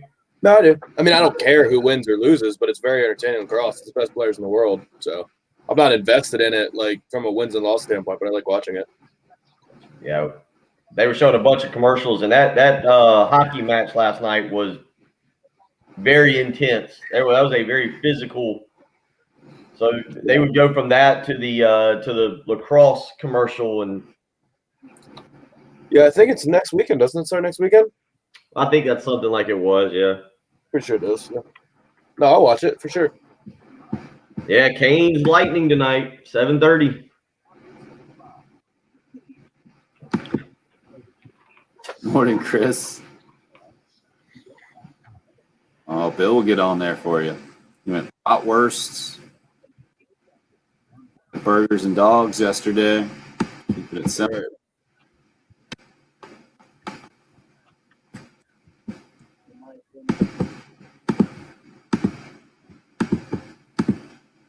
Strength of schedule was off the charts. 5 up. To tell about it. So I think we've earned where we are, and we'll continue to try to take advantage of it.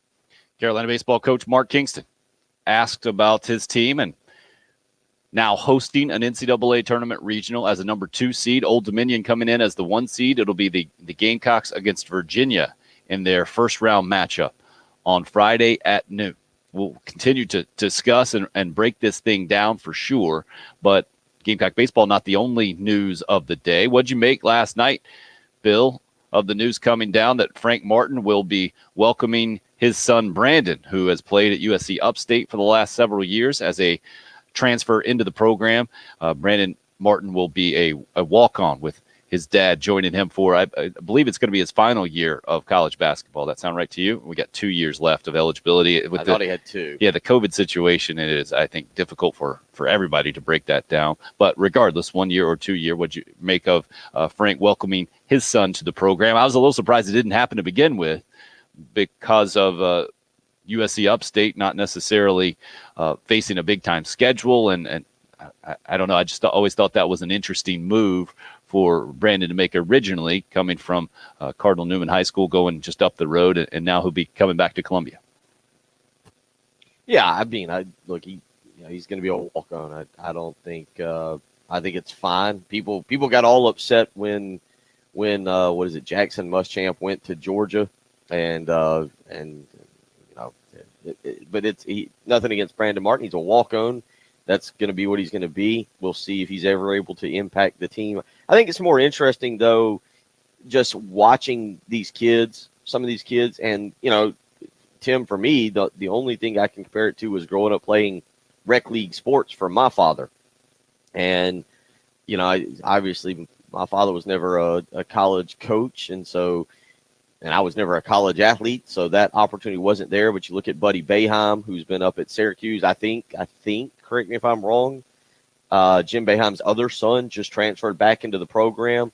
I was trying to look at the top 15, top 20 recruit, trying to remember his name, who just chose going to Milwaukee over Duke in Kentucky to play for his dad up there. Let's see if I can scroll back through it. I might be looking at the wrong class here, but the big-time player there that's a college basketball player.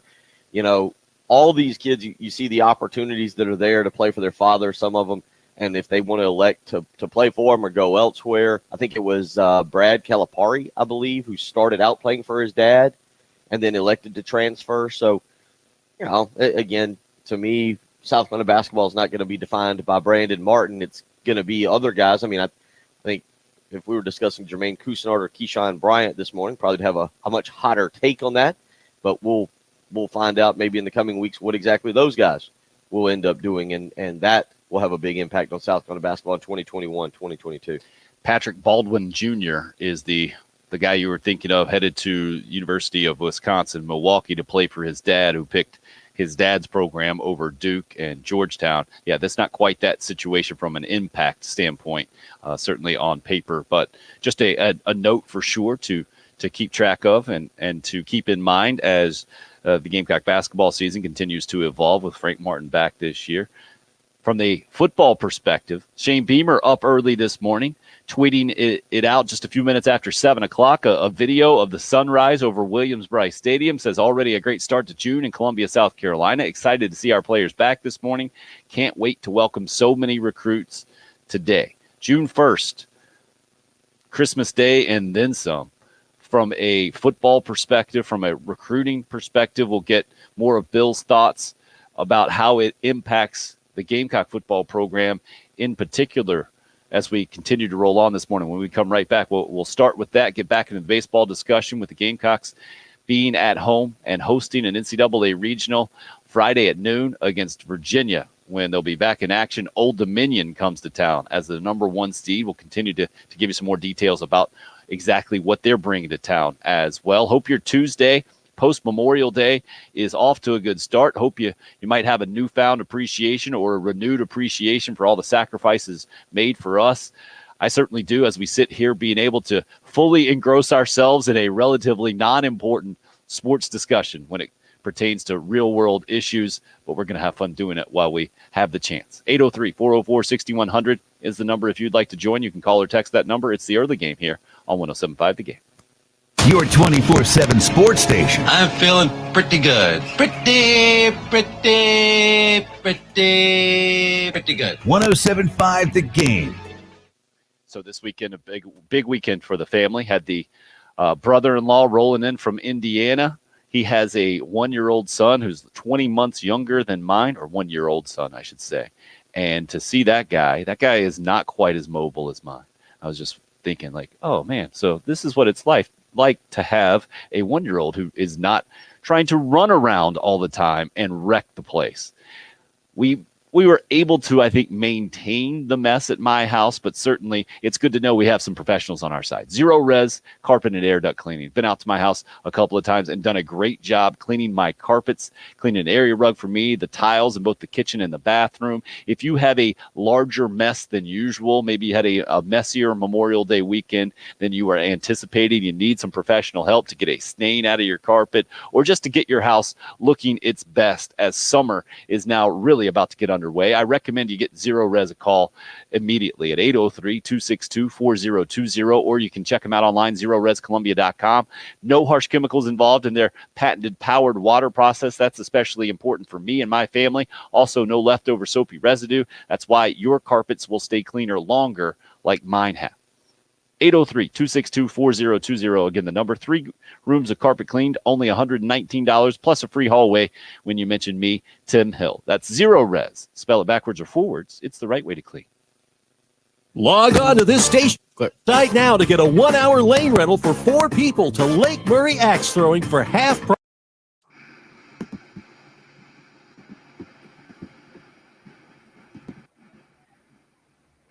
Chris, that sounds pretty good. 2 Boston nuts and 2 full racks of ribs. Nice, Chris. Strong.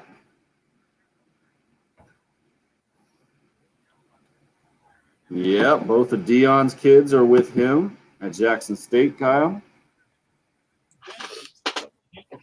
They're both better than the program they're playing for, though. Right, that's why it's notable there. Yeah. Transfer from the SEC from South Carolina to Jackson State, and then Shador Florida. committed, Florida Atlantic. Right to Taggart. But he had gotten offers. I think Alabama offered him. Yeah, it was a huge get for Taggart at the time, and then Which one, Shador? Shador, yeah.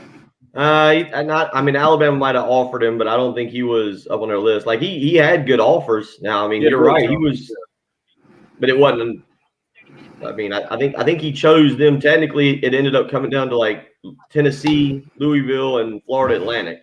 I think highest rated quarterback ever to commit to Florida Atlantic, maybe highest rated player ever to commit at the time. This guy Spencer that's on hold, he said, "Yeah, I want to talk about this ridiculous Frank Martin transfer." Was what he said. So Okay. I think that. But we won't do that at all. Sorry, Spencer.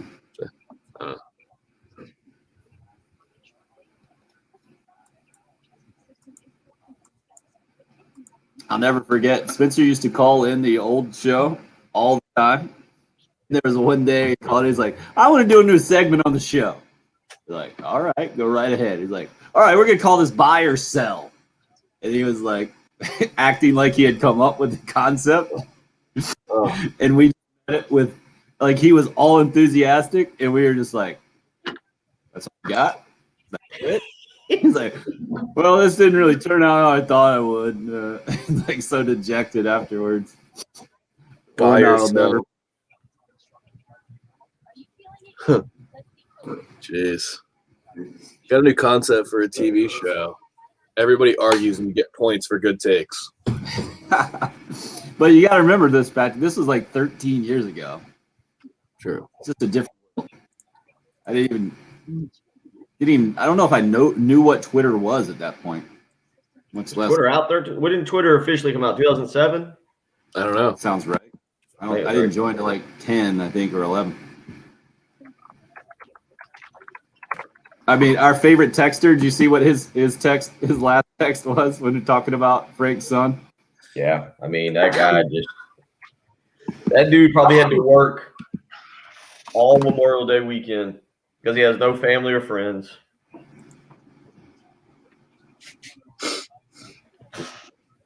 Just yells at his couch and his sofa, recliner, hot takes about things he sees.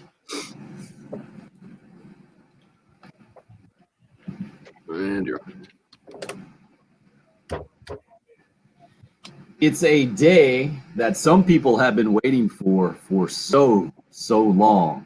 One of those people, the South Carolina new head football coach, and he's already tweeted out this morning sunrise at Williams-Brice Stadium, and how June's already off to a great start. Looking forward to welcoming so many recruits. And Bill, you're the resident recruiting nerd. Can you put into context? I mean, this has never happened. We've never been through a pandemic where official visits weren't allowed and coaches could not interact with players in person or welcome them on camp. We've never seen this before. So what does it mean now that this thing is back open as of today? Guys can come to campus, can work out for coaches, be part of camps, specifically for a new coaching staff and Shane Beamer. Can you get anywhere close to putting this thing into perspective? I mean, I guess the way I see it is the lesser schools, unless you're in Alabama and Ohio State or Georgia, who can kind of pick and choose who you want. The elite prospects are a lot easier to identify. The elite prospects right now that are filling out the rosters of perennial playoff teams are a lot easier to identify. It's the guys who come and work out and go to these camps that maybe weren't as highly thought of, that shoot up the rankings and end up being guys that turn into contributors at other schools and help other programs get better. Being able to go and work out, perfect example, Jaden Lucas, the top player in the state, who's kind of choosing between Clemson and Ohio State right now. I think North Carolina's kind of in the mix. Yeah, we all know he's really good. He doesn't need to go to somebody's camp and work out and try and earn a scholarship offer. But there are other guys that this gives an opportunity to. And it's not just about South Carolina and Kentucky or, Mississippi or Mississippi State. It's about guys who maybe want to go to Coastal Carolina's camp or go to Furman's camp or Wofford camp and work out and try and earn a scholarship. So for kids, it's really, really important because not everybody's an elite five-star level recruit that doesn't have to go to these camps and work out. What they do in high school, what they've done has kind of spoke for itself.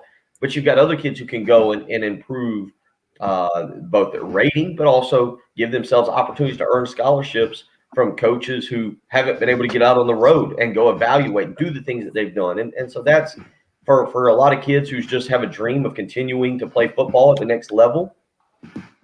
This is what they need to be able to do. And it's not all about being able to go to an SEC school and earn an offer. There's a lot of other football programs that you can go to and work out for the coaches and showcase your ability and maybe earn that offer and commit and continue to play football when you go to college and get an education and kind of live the dream there for several more years.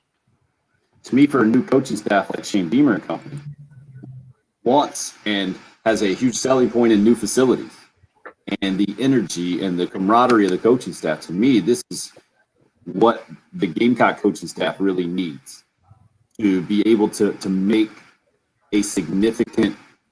some significant headway into that recruiting challenge that they have right now. Do you agree, Bill? Yeah, I'm undecided on that because of what a prospect is buying. I guess maybe you could see kids commit, but then still want to see what the product actually is going to look like. Again, if you were selling Mike Bobo as your offensive coordinator, at least you have film from which to take a prospect in and say, hey, this is what he did with Kevin Harris last year. This is what he did with the run game. This is why you should come play running back for us.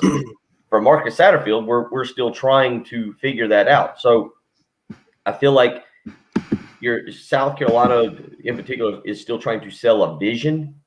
You've got some really nice facilities. I think that is where it comes in handy here. You got to remember, I mean, how long ago was this weight room and all this stuff opened up? Was it 2 years ago? Right? December 18. Yeah, December of 18. So, as strange as it is, you have it. You're able to use it really for 1 year to kind of showcase it. And then in 2020, it gets shut down. And look, for South Carolina, being the dead honest part is you certainly aren't selling wins right now. You're selling hope, vision, and your facilities, which still are in the elite category. We know how quickly those things kind of change, the way people build these new practice facilities and new weight rooms and new locker rooms and all these things. College football is an ever-changing sport when it comes to your actual facilities, but South Carolina still is in the upper tier with that operations building. But you haven't been able to use it for, 15 months, 14 months? I can't remember exactly when they shut down visits and traveling for kids. You haven't been able to bring kids in and tour and showcase everything. So you're selling a vision. You're not selling, hey, man, come here and play for a team that's won 6 games in 2 years. You're trying to sell the vision. So I'm interested to see how this month goes for Shane Beamer and his staff, getting kids on campus and being able to sell that vision, because it'll be easier or harder, whichever happens. That's what I was about to say. You're favored to win 3.5. You're expected to win 3.5 games this year. If you win 4 games next year, don't you wish you would have pounced on the opportunity to sell the vision when you had it? Like, there's a chance this season's not going to go great. You're not going to be able to sell wins after this season. That almost makes it more important right now. No, that's my point. Well, but it's just a much easier sell in person as opposed to having to do it virtually, which is I agree with that. Our coaching staff has been, and I know looking forward to that big way. We'll continue to discuss that. NCAA baseball tournament hosting as well Friday at noon against Virginia. When we come back, tell you about a good way that you can help out a good cause very soon and throw in some sports in the mix as well at the same time. 803-404-6100 if you'd like to join the show. It's the early game here on 107.5 The Game. It's a new year. Bring in a new attitude. I want guys that want to be here, not just going out there to hire some guy. We're going to do this golf thing here, Bill, coming up with Murray. Yeah, you're talking about the interview, but you're talking about that thing next Tuesday. Yep. You got the email? You want me to send it to you? Which email? You've sent a couple. I mean, I've got all of them. Which is there in particular one I'm looking for here? I know you just sent one just now. Yeah, that's the one. It is linked in that chain there of just the details of the sucker if you need it. Okay. Yeah, I mean,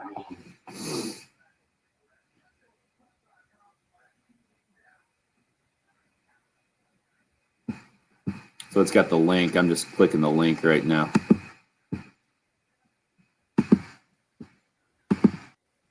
We'll see. I gave them the link to the live stream too. Oh, there's Zach right there.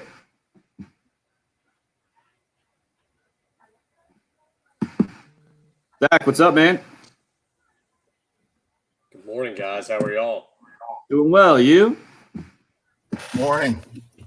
Morning, Murray. Just trying to wrangle a 2-year-old. Ha! I hear you. Nothing to it, huh?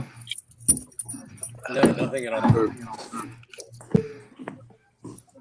So this will be a little tricky from you guys' standpoint. Just when we come back from commercial, just make sure you have called Patrick. Patrick, you got these guys patched in and all? You good to No. Neither one? I'm about to. Okay, thank you. So you need a call as well? Yes, sir. And then we'll just go for the phone audio when you guys when we go back on the show, and I'll mute you. It's like I'm getting a call here too. Hey, this is Tim. Hey, Zach. So I need you to call 803-404-6100. Yes, sir. Thanks, man. Sorry, Tim. I mean, you put in the email, call our studio line at that number, Tim. So Murray, 803-404, 60 what? 6100, 6100. That'll be Patrick. He's much better at pushing buttons than I am. There you go. Right. Zach's in, it looks like. I'm here. Thank you. And so, Zach, will you unmute your live stream here? There you go. Yep.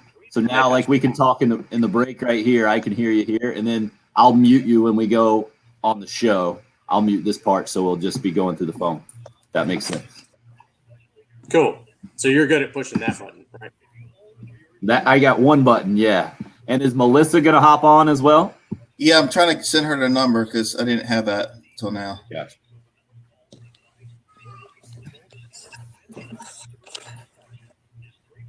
And then if she can't get on for the radio portion of this, maybe she can hop on just for the last few minutes. We can chat right afterwards and at least have her on the video portion.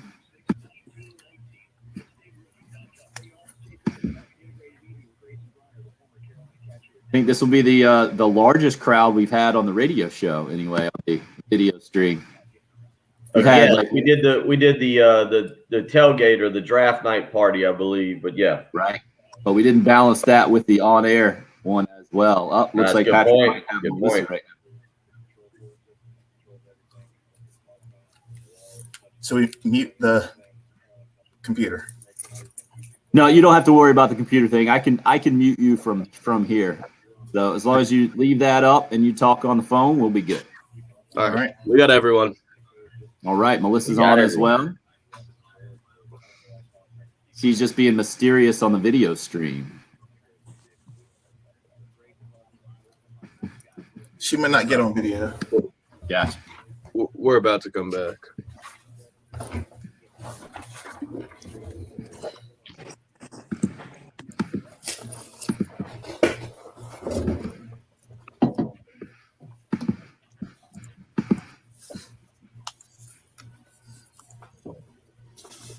The early game continues with Jim Hill and Joe Guthrie on 107.5. All right, you're up.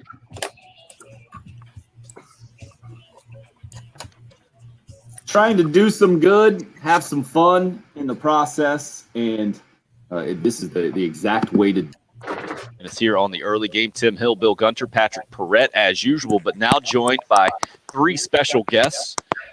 All of these guys and gals attached to the new event or an event. I guess it's not necessarily new now. It's Driving Down Maine, the name of it, and the United Way. Murray Coleman with United Way, Zach Minton and Melissa Dunn joining us as well. Guys, thanks for hopping on here. You can check out the live video stream right now if you'd like to put some faces to names and try to keep it straight. We're going to try to do that as well. Murray, why don't we start with you? Driving Down Maine, you were nice enough to invite Bill and I the last time out. We got to go play some virtual golf right there on Main Street. That was, I think, was it Harbortown we played last time? Was that right? Was it the Ocean Course? No, we played Kiowa. Yeah. Kiowa Island, the Ocean Course. And this time we're going to play a Pinehurst number 2 next week. Is that right? Yes, Pinehurst number 2, playing the back 9. That it's a great way to have some fun and do it for a good cause. And this year, doing it specifically for the Midlands Reading Consortium to encourage early education and get their reading levels up. And which one of you guys can speak to that one to the best, I guess is my best question. The Midlands Reading Consortium making a difference here in the Midlands and doing being able to play golf and combine a good cause at the same time. Tim, I think that would be me. Nice work, Melissa. Yeah, please fill us in on how that is helping and how we can help. Yeah, so the Midlands Reading Consortium has been around since 2012. We serve over 1,000 students here in the Midlands with 27 schools and 8 school districts. And we put two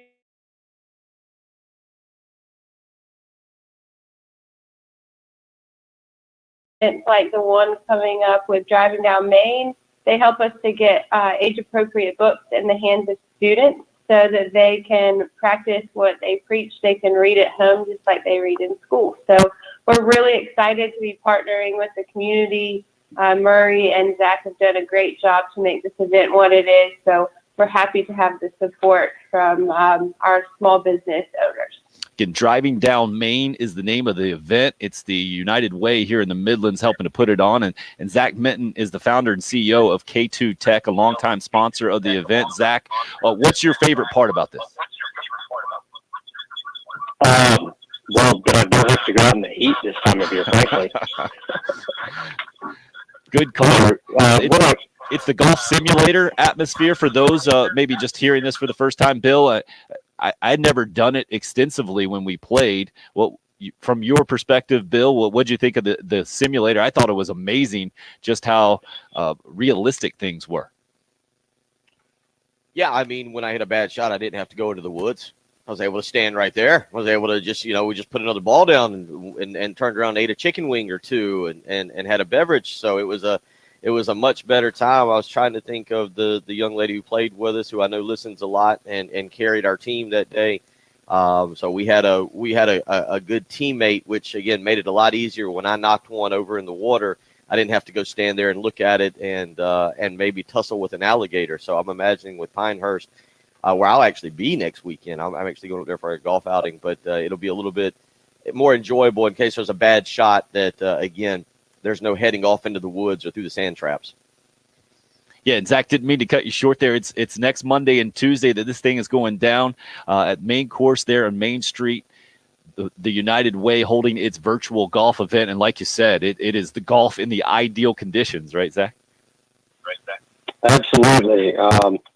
Usually we get to do this in February, but this year, due to COVID stuff, we had to jump back to June. So either way, we dodge cold weather or hot weather this year. So pretty excited about that type of stuff. To Bill's point, it is a very nice environment to not have to go traipsing through the woods. I know I'm usually good for breaking something every year. That's happened this year. So good environment, looking forward to it, and apologies to the main course for breaking something in advance. Good call there. And Murray, still some spots available. I know if anybody else wants to sign up right now, you can sign up as a foursome or as an individual for next Monday or Tuesday. Spots still available. What's the easiest way to do that? Easiest way is to go to our website, uway.org/events, and find Driving Down Main there on the page and check out, get a foursome at the time that best fits you, and come help do a great talk. Stay the course this year. And Murray, kind enough to let Bill and I out there again. Is that right? You're going to even invite us back after we went the first time last year? Very kind of you, Murray. Bill's shot was such a fan favorite, we had to have him out for this year. That's a good point. Very good point. Also going to let us complete a foursome by having two of you join me and Bill. We'll give you more details on that coming up, but would like to extend our thanks. Murray Coleman, Zach Minton, and Melissa Dunn this morning. United Way, Driving Down Main. Thanks for being a part of the show. Hour 3 coming up here. This is 107.5 The Game. All right, guys. Now I can pop your audio up here. And you just yep, it looks like everybody's unmuted except for Murray there. So just hit the unmute there. Thanks, guys. Sorry if that's a bit of a cluster. How was that? It was good, man. It was good. We had a little feedback, I think, from maybe a laptop or two. That's what I was hearing, Patrick. That sound right to you? But other than that, I just, whenever you were talking, put it off, turned it down on this end so that a little minimized. Gotcha. Yeah, it's all part of a 6-person cluster, I think, now of everything going on. Yeah, so if you want to add anything for everybody watching, feel free to do that. Murray, any other information that needs to be popped up there, feel free to do that. Should I put it in the comments or just share it here? Yeah, just share it here is good, and I'll be happy to write it down or whatever I need to do. Okay, we have a goal of $25,000 this year, particularly because of COVID. Have impacted so many people in the community, particularly the young ones and the families that have been affected by that. So we're really hoping to have this, really large goal accomplished. And right now we are sitting just a little bit over $19,000 with about 9 days left to it's all over. So definitely would love for it to come out and help us, with this event. And big thanks to all of our sponsors, particularly Enterprise Rent-A-Car for being our presenting sponsor, and K2 Tech for always coming back to be our leaderboard sponsor. Yeah, Zach, how did you get into it at first? So I guess, as all great stories, it started over a beverage with Murray.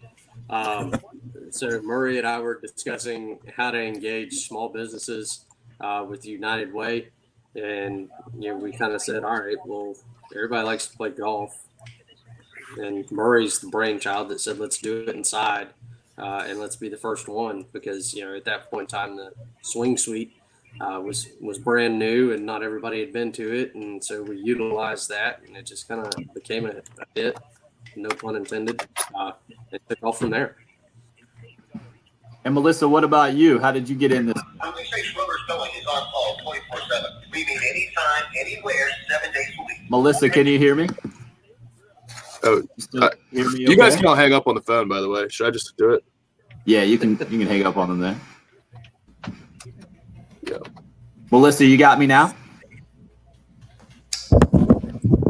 Yeah, I'm definitely more. Yes, I think I do have you. Yeah. There we go.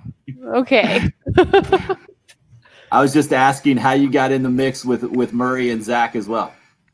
Yeah, so Murray and Zach and I have been working in the community for what feels like the past decade. And when they originally created this event, MRC, the Midlands Reading Consortium, is a program that's housed at United Way of the Midlands. So it was a natural fit.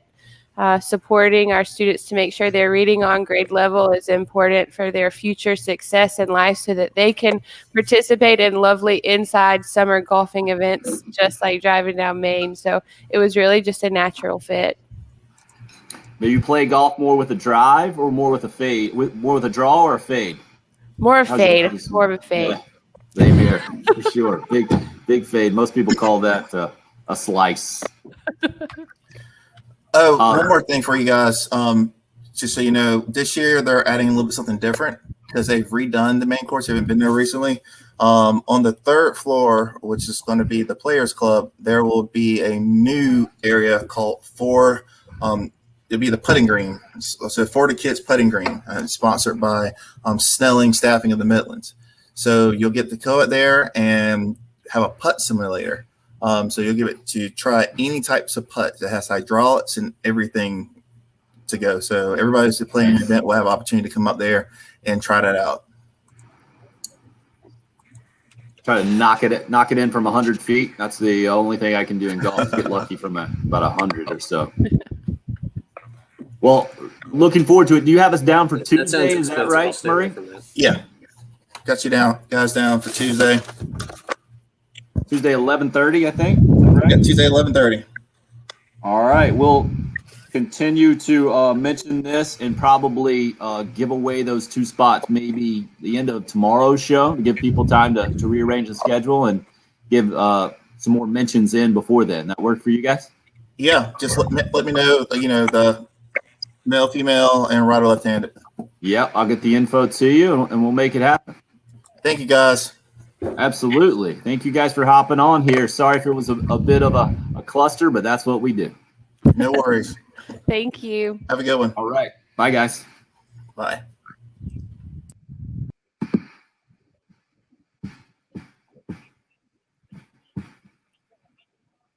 Back. My box started it froze basically. So I was off for the first few seconds. So I'm gonna get some coffee, but I'm gonna reboot it real quick just to make sure there's no issues for hour number 3. 10-4. We got about 2 minutes before we hit. Yeah, I'm disconnected and it's turning off. Yeah, I didn't know what happened. Right as we came back, I don't know what that was. So, Patrick, I guess next time we do that, I need to tell everybody to also just turn their speakers off, huh? Yeah. Not bad on that.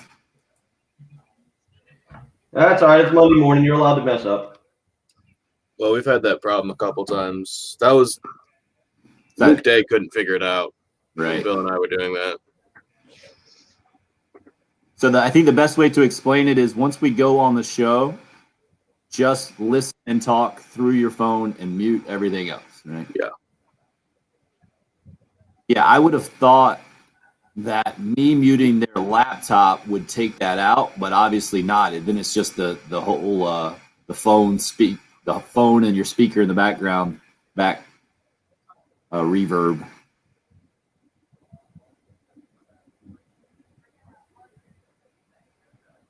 Which Stephen finds hilarious.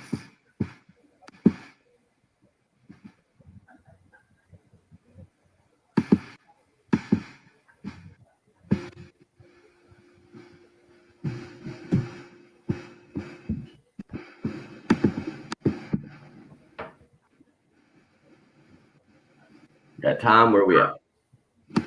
We're about to be back. All right. It's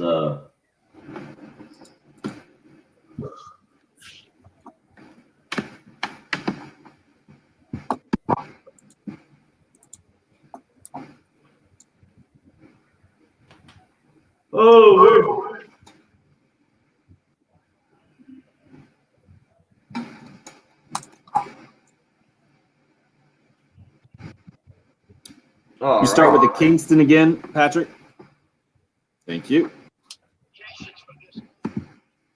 Should be connecting.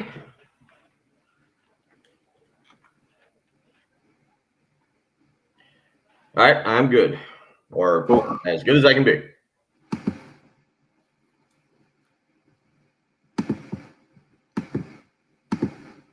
Years ago and won a regional there, and you see that all the time. So what it is it's a great starting point, and it's a chance for your home fans to support the team. And so that's what it is. After that, it's a matter of still playing better baseball than who you're playing. But 5-0. It's a great starting point for the postseason to play at home and hope that you take advantage of it. That's Carolina baseball coach Mark Kingston hosting an NCAA regional for the first time in his Gamecock career. Like he mentioned, that year number 1 going on the road to East Carolina. That's how the Gamecocks got to the super regional, one win away from the College World Series out in Arkansas. But this time doing it at home.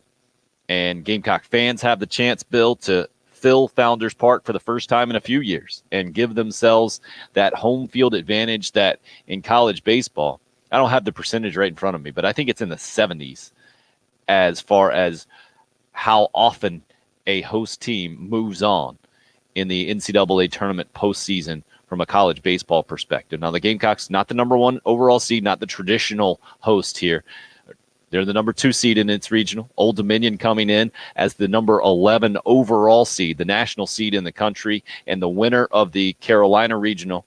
The regional in Columbia, South Carolina will match up against the winner of the TCU regional in the super regional round that will either be out in Fort Worth or here in Columbia. So a bit of a unique situation for sure, but the big takeaway for me is that this was about as good a scenario as this Gamecock baseball team could have asked for moving forward. Now it's just a matter of executing. You got to make plays, and you got to be good enough to survive and advance into that Sweet 16 round of the Super Regional. I think it's, compared to what the other scenarios could have ended up being, I saw where they were projected maybe to go to the South Bend Regional. I think at one time they actually were projected to go to the Fort Worth TCU Regional. To get one at home, man, is huge. And again, Tim, I think you were pretty fired up. I think some of the listeners, the live streamers called on for the Tennessee series. You were pretty fired up to see full capacity, the opportunity for full capacity at Founders Park. And then obviously we kind of realized Thursday night, I think because of the quick turnaround, you didn't get that. But this is where I'm probably a little bit more excited about it. You are right. Summer baseball at whether it was at Old Sarge Fry or whether it's at Founders Park, I hate to say it, Patrick, you're the one out of the three of us who's not used to it. Since you've really been here, you haven't seen what really became a tradition for years from what, Tim, 98 to about 2013. I don't know how many regionals South Carolina hosted off the top of my head during that 15 or 16 year span. Again, regionals. But that was basically what South Carolina fans were accustomed to. And that was during my time at school.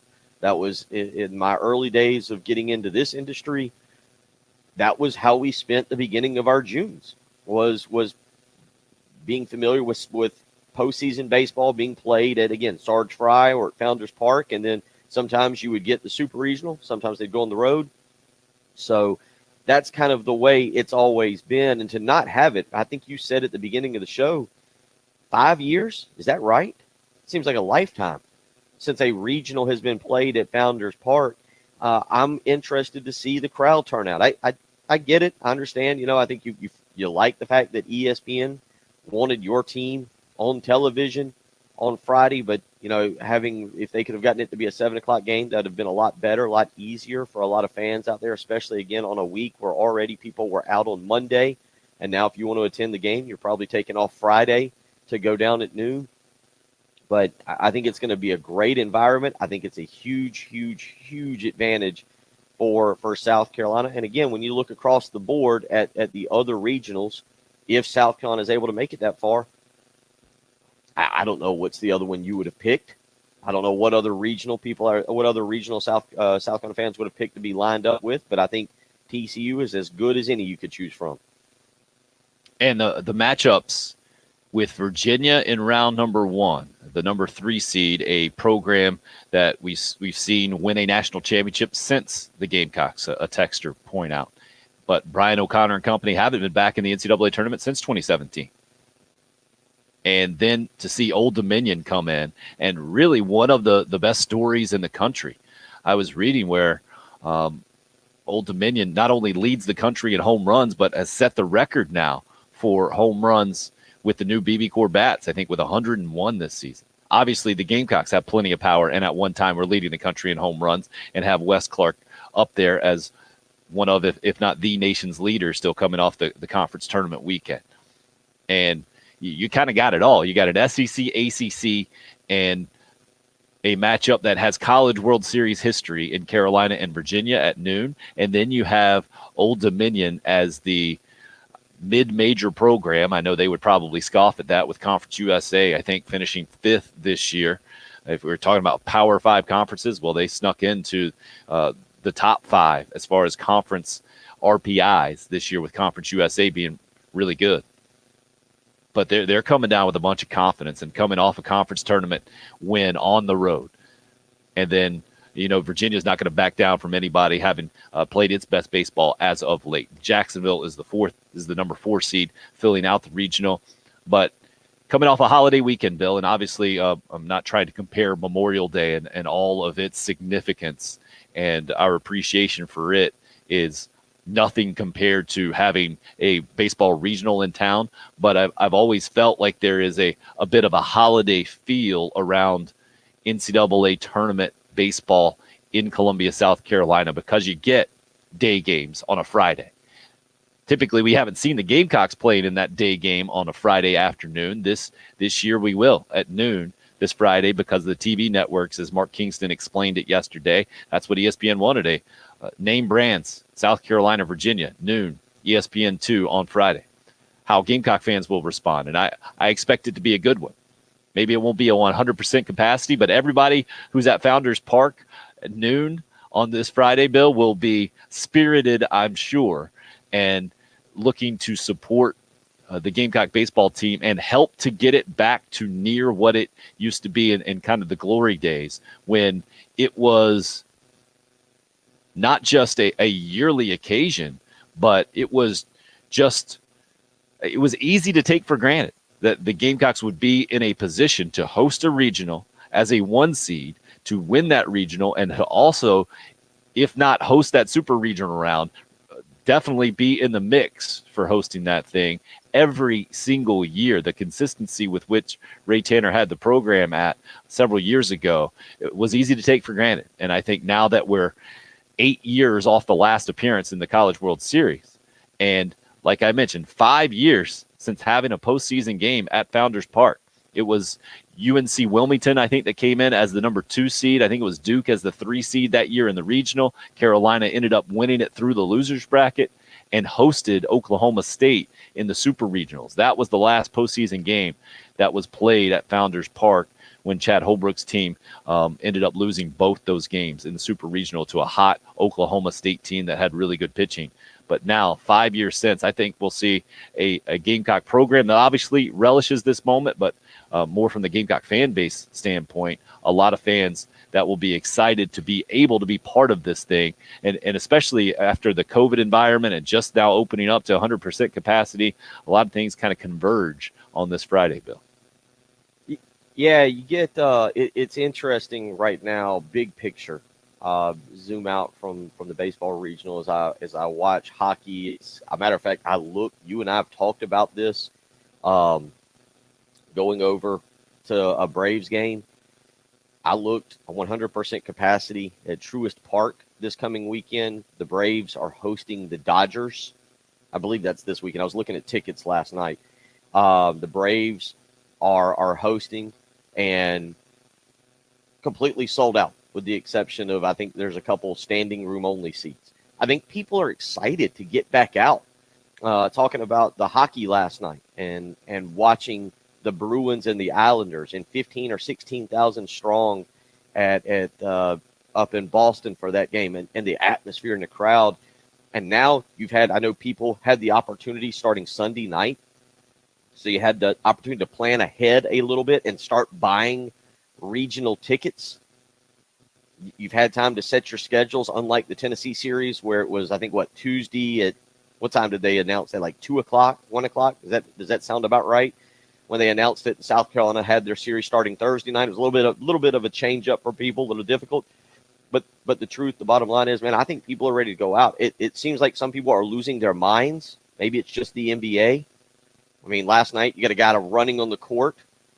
We've seen the situations with fan interaction with players recently, with bottles thrown and popcorn dumped on guys' heads. Those are ugly and bad, and let's not have those.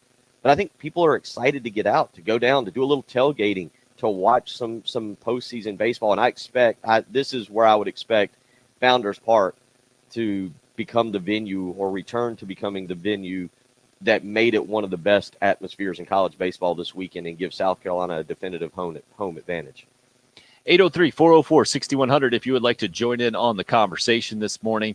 Again, the matchup, the way it breaks down from the Gamecock perspective, Carolina against Virginia on Friday at noon, game number 1. Winner moves on and stays in the winner's bracket. Loser obviously goes to the loser's bracket in the double elimination tournament. They'll take on the respective winners and losers of the 1-4 matchup, which will be the 7 o'clock game at Founders Park in Old Dominion against Jacksonville. On the live video stream, Facebook Live is where York hit us up. Number 1, he says, do we really want a night game given our struggles with that?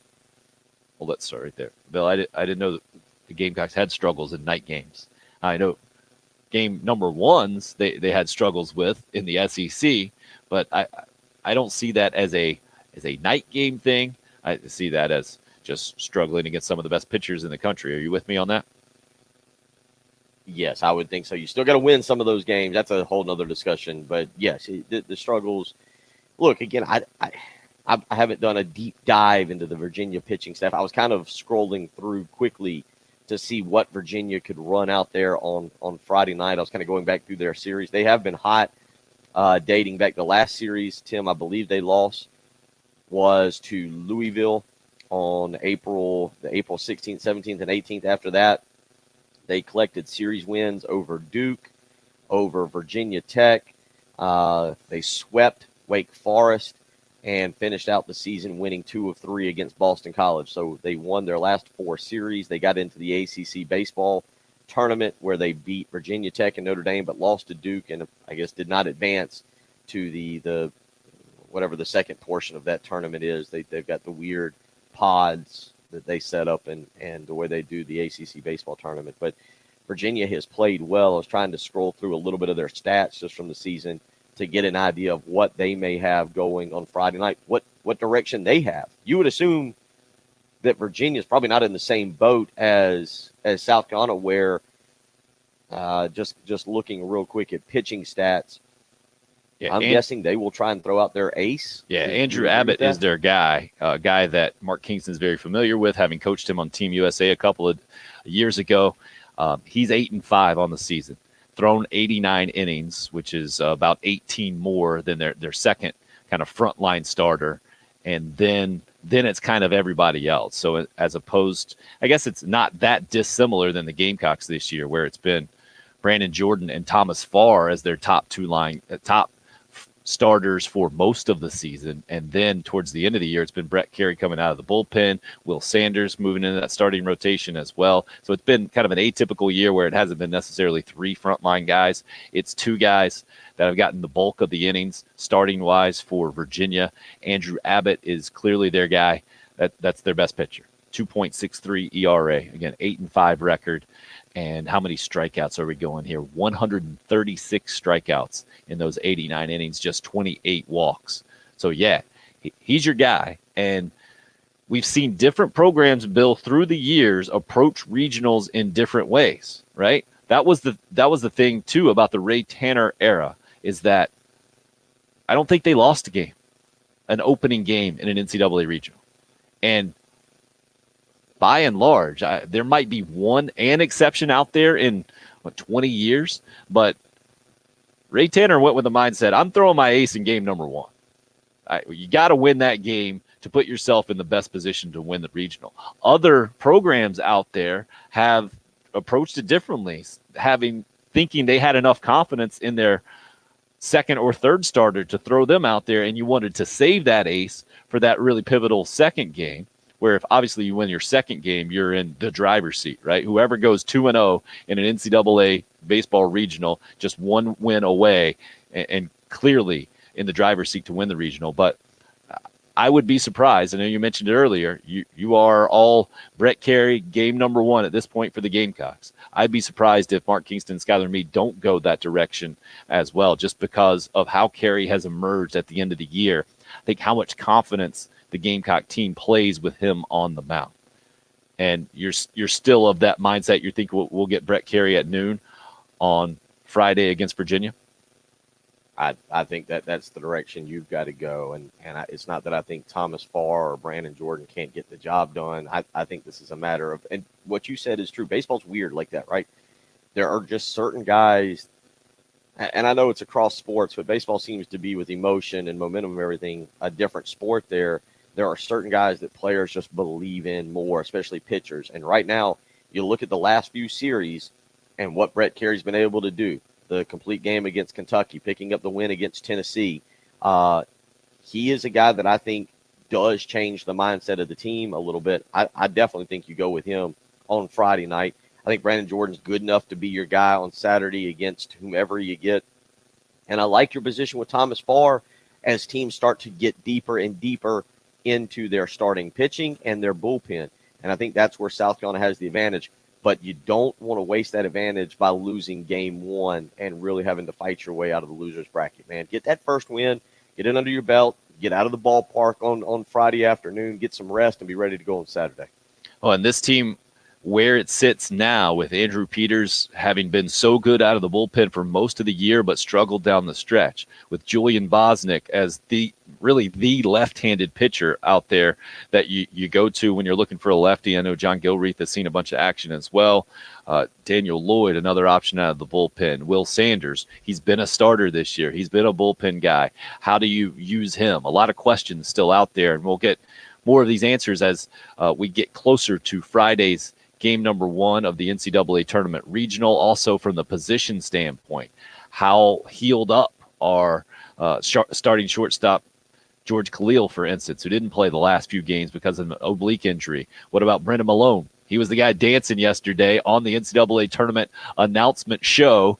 Looks like he's feeling better with that injured hamstring. Will he be able to go at third base?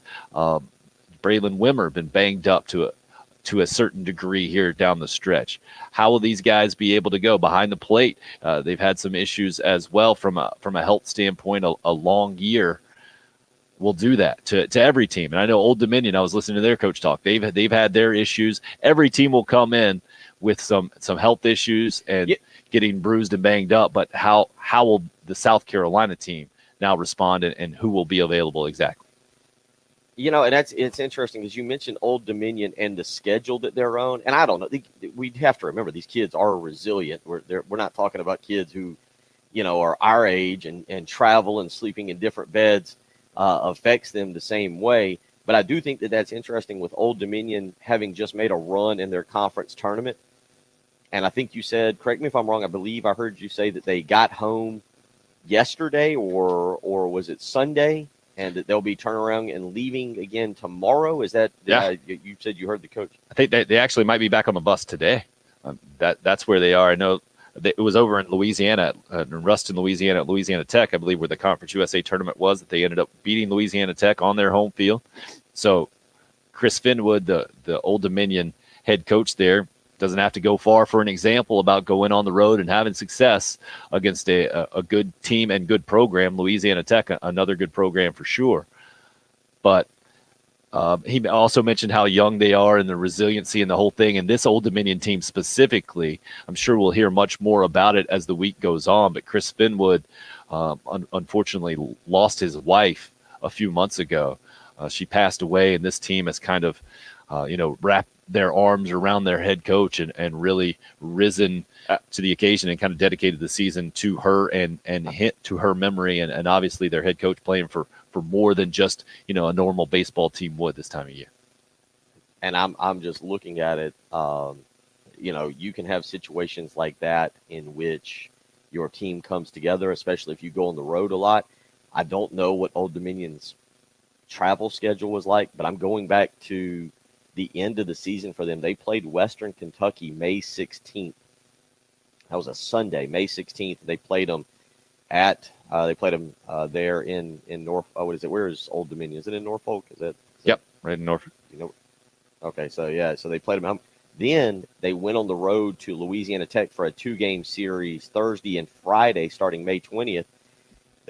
I don't know if they drove home for the weekend, got on the bus and drove home, or if they just stayed down there in Ruston, because you're right, the Conference USA baseball tournament picked right back up in Ruston on Wednesday the 26th for them.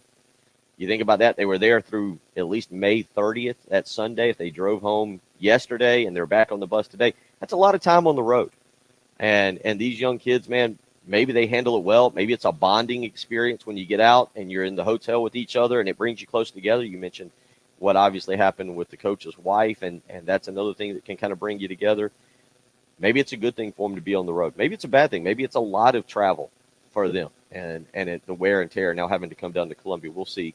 I think that is a part of it, good or bad for Old Dominion. Well, that story will kind of write itself based on the results, right? But what we do know right now is it is a complete opposite path than the Gamecocks are now on, being able to play at home and hosting a regional for the first time in 5 years. All these guys being part of a regional in a South Carolina uniform for the first time at home, and how this team responds, how the Gamecock fan base responds, and then what we see on the field will be all part of a really interesting environment. And again, it just feels like a celebration of baseball when South Carolina is able to host postseason play, and very fortunate that we'll have that in town for at least this weekend and moving forward. The question was asked earlier, will the Gamecocks possibly host a super regional round if TCU doesn't win their super regional and the Gamecocks do? And yeah, they have the chance to do that. The way that I've seen it written is only one of the 16 host sites that start NCAA tournament play, one of the 16 regionals. The super regional round will have to be played at one of those 16 regional sites. So we could, as I understand it now, and Bill, you mentioned that, well, the way the NCAA has adjusted here, the way that kind of society is adjusting at this point, maybe they will change this. Maybe they'll make an adjustment, and it won't be how it's written now, but it seems to be like if you get two teams that kind of make an upset run and aren't hosts at their regionals, and they happen to pair up in super regional round, they could end up playing. They would end up playing, as it's written right now, at kind of a neutral site, one of the regional host sites. Just how things have set up this year in 2021 with COVID protocols and everything that's been involved, and why the 20 finalists were announced earlier before those 16 host sites were announced on Sunday night, and then the field was set on yesterday. Old Patrick Perrette holding things down for Jen Jensen, who made her trip to the Indy 500, is coming back and recovering from that. She'll be back tomorrow. It looks like we're not talking lacrosse, so I think we might have bored Patrick there. The big upset. Maybe he's still just getting over the big loss for Maryland yesterday. Is that what it is? I am upset. I was genuinely upset driving back from Greenville. I believe it, Patrick. And to me, I went looking for some Virginia baseball reaction, and it just kind of shows you the difference in school that their media yesterday didn't have any kind of baseball reaction. It was all about the lacrosse national championship. And it's a bit of a different world than the University of South Carolina from that standpoint, for sure.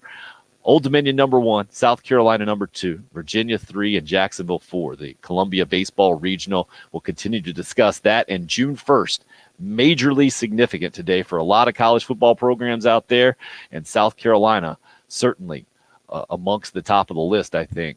We'll give you those details as we roll on this morning. 803-404-6100. If you'd like to join, you can call or text here. It's the early game on 107.5 The Game.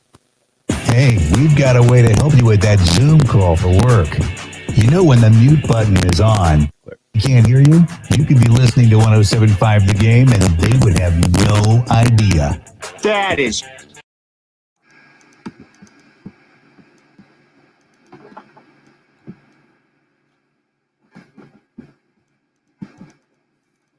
Happy June 1st from Brian. What is Brian saying?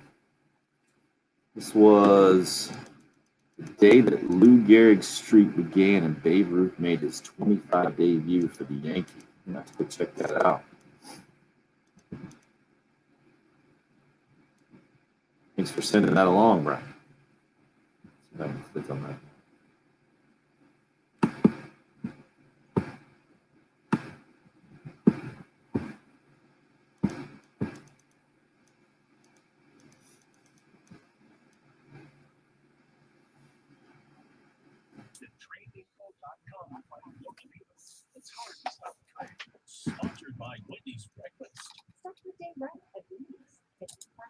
So do you go a backup team in the hockey playoffs now? Since your Capitals? No, I don't care at this point. I guess I would, at this point, like to see the Hurricanes do it. That'd be cool. There's certain, I don't know. I would like for Colorado to keep advancing just because they're very fun to watch, and there's just certain players that are incredible on that team.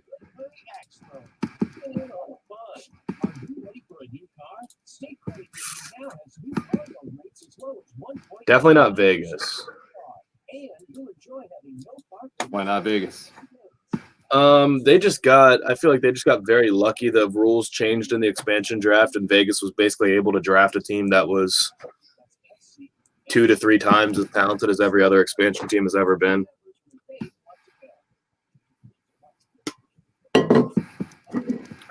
See, somebody was asking about potential recruits being on campus today. No, I got one. It's supposed to be a big time defensive end coming on June 18th. Shamar Stewart. Don't have anybody specifically today.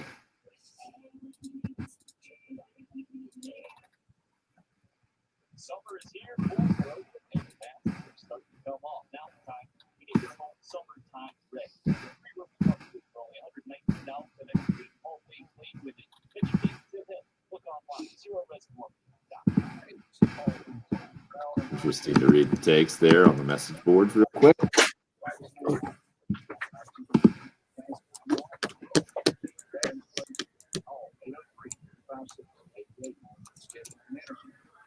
Oh, look at RL. Financial advice. Good stuff. Good reminder. Man, all the Gamecock social media pages are on fire right now. The last 55 seconds, all three of them put out something. Really? Yeah. And they all have the welcome home with the right in the middle of the graphic. What 3 sites were you talking about? Basketball, baseball, football. I just see 3 big welcome homes behind in the Colonial Life Arena with a big welcome home in the middle of it, and then Founders Park with a big welcome home in the middle of it, and then Williams-Brice with a big welcome home in the middle of it. Yeah, with the Gamecock football, Gamecock basketball. Yeah. Yeah, it feels like somebody handled all of them. Yeah, I think so. Guess we can talk about it on the show. I don't think I've ever seen that before. Hasn't it always been program specific, like sport specific about the recruiting slogans? I guess so. I mean, yeah.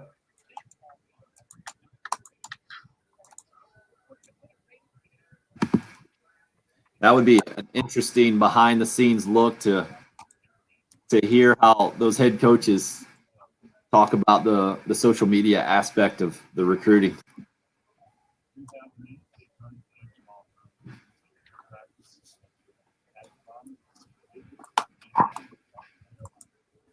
Or maybe they didn't agree to it and just the same social media person. That's what I wonder, because as I go down, Gamecock volleyball's got it up too. They just had the graphic right and just slapped it on top of every picture that we've got. I don't even know really what picture Gamecock volleyball is using those. This looks like just a building on the horseshoe. Yeah, college something. I'm not sure which building that is. I never got to know all the buildings there. What's the Gamecock VBB or something? Gamecock Volley. Let's see. 2 minutes ago, exact same thing. What the Yeah, heck? that's what I'm saying. Does it have the trees and then the building on the right? Yeah, building right in the middle. But yeah. I have no idea. Yeah, it's kind of an odd fit to me for Gamecock basketball, the welcome home one, and they got AJ Lawson's name up there. Board, Canadian.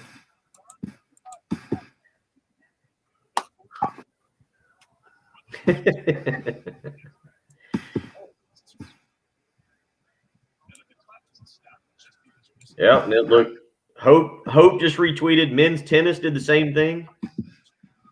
So basically, every sport had some form of a graphic. Yeah.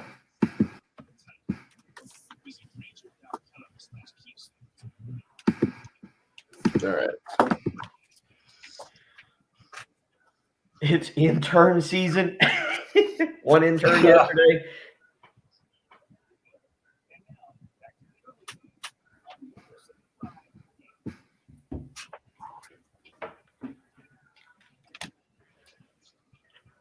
All right, you're up.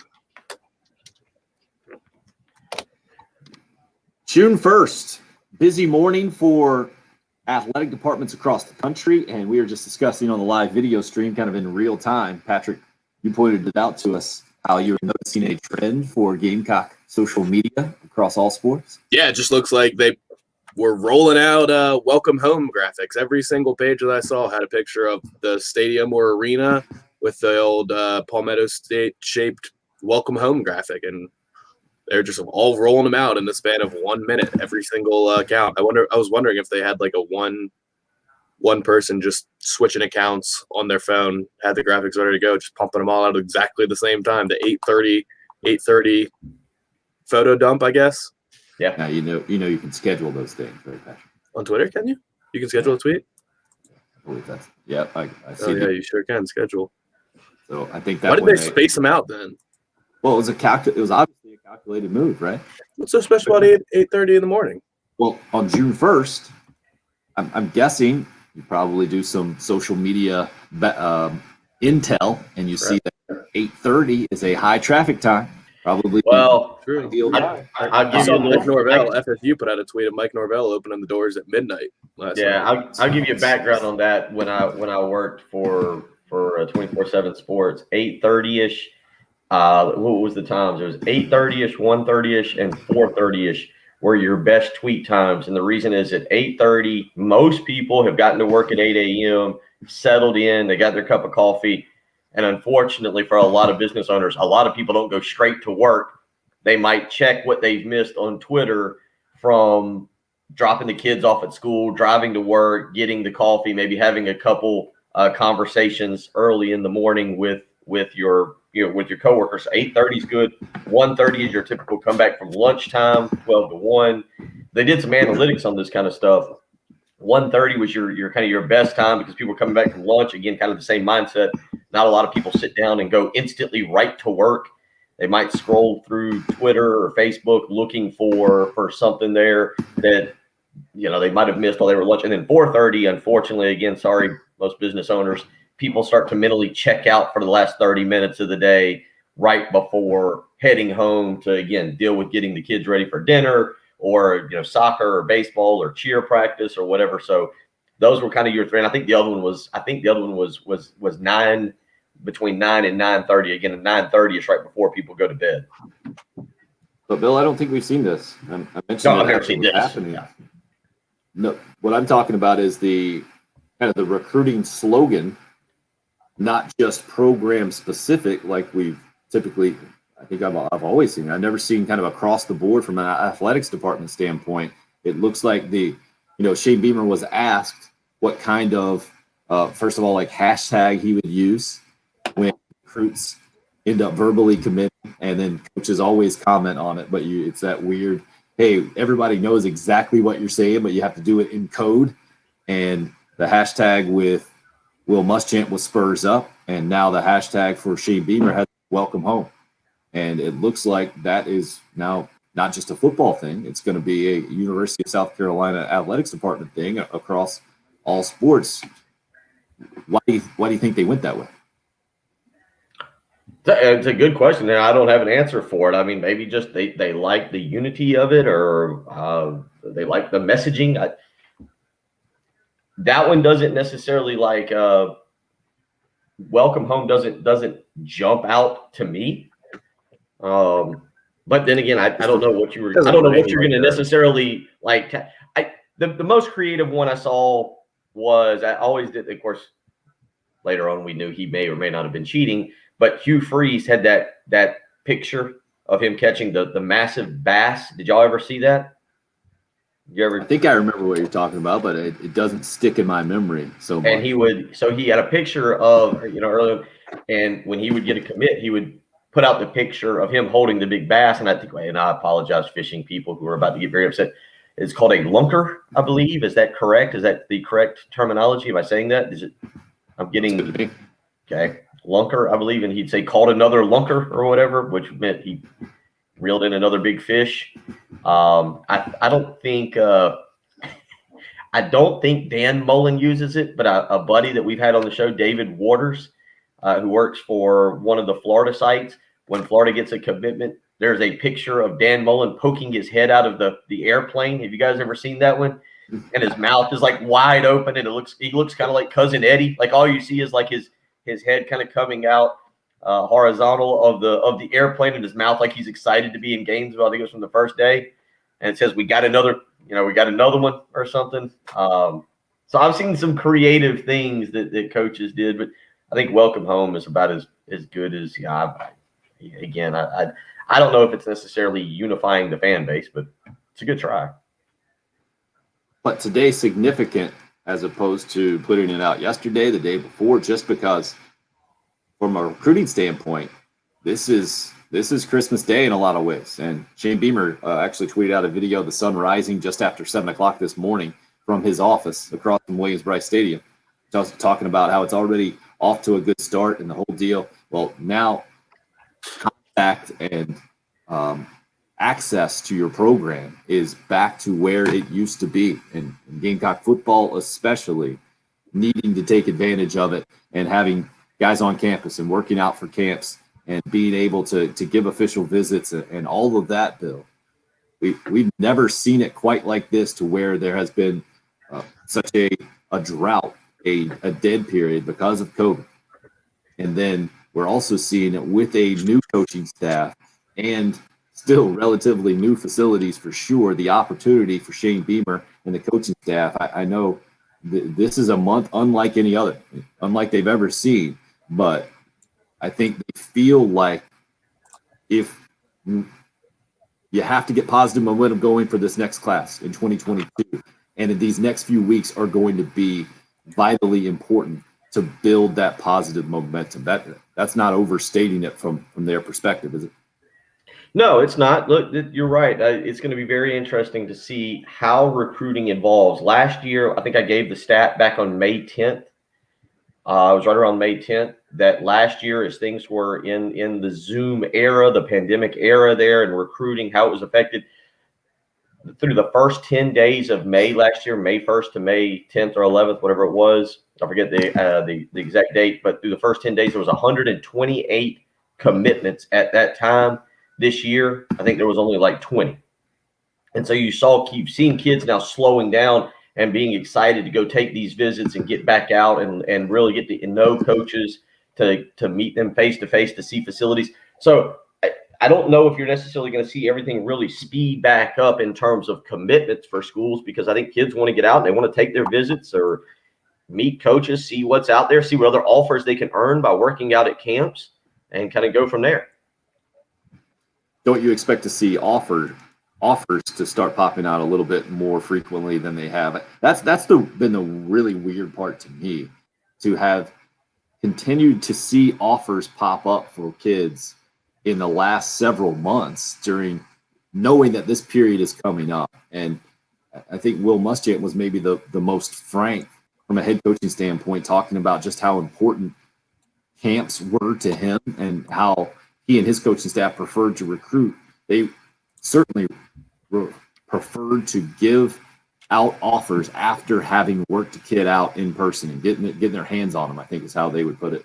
And how important that has become in recruiting, not just for Will Muschamp and the previous coaching staff, but just in college football recruiting in general. That's why I would assume that you're going to see even more offers pop up, because guys can be identified in person that you might not necessarily have thought would progress to that point to getting major Division I offers. Yeah, maybe, but that's what I talked about with the kids being able to go out and work out. And Southland's going to have one on campus today from South Point, Quan Peterson, a defensive back who doesn't have an offer from them just yet, and is certainly trying to earn one. And Antonio Williams is a big time recruit from right here in town, Dutch Fork High School, who wants to go to Clemson.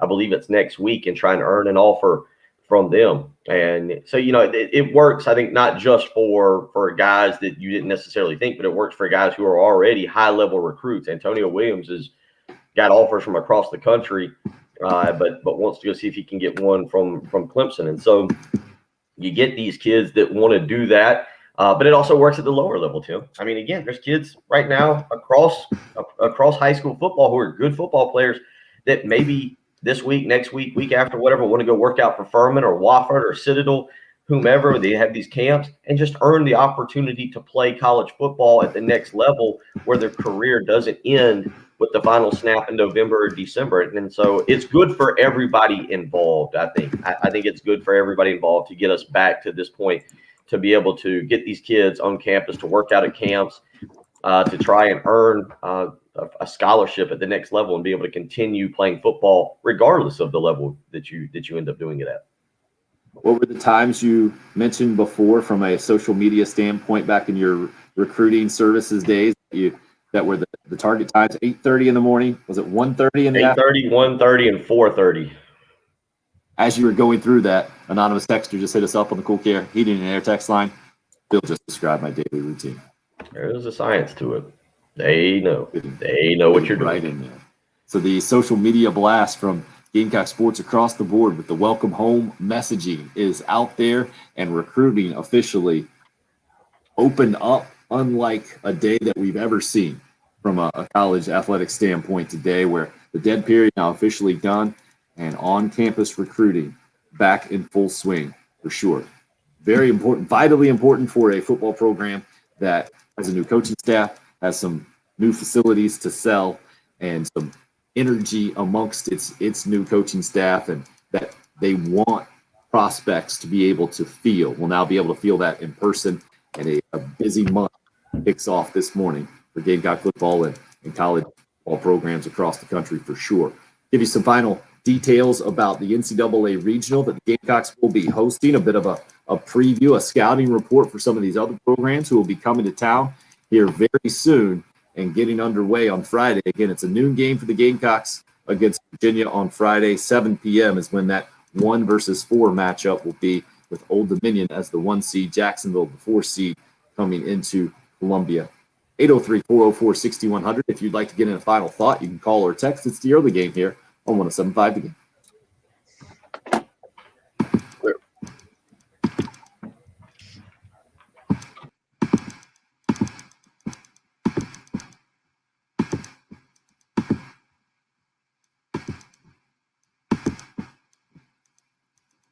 And a dream come true in more than one ways from the recruiting standpoint today, but also, man, have you been following the housing market?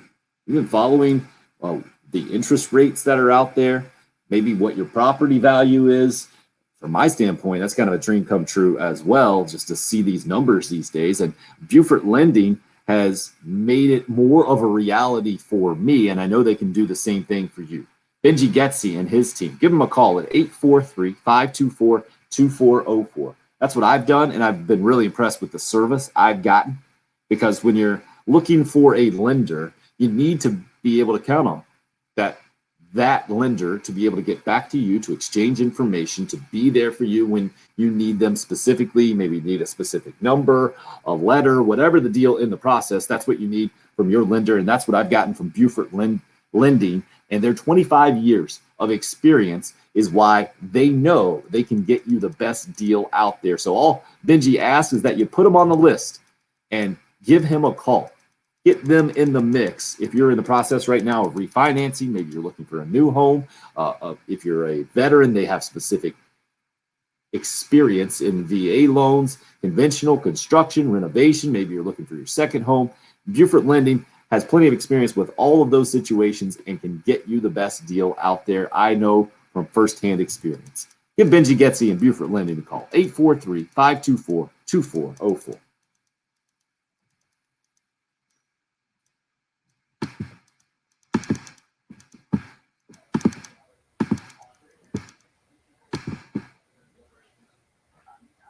Oh, boy. Good call, Wes. Excellent advice. I will remember that in my coach practice tonight. See ball, hit ball. You can take the D's out.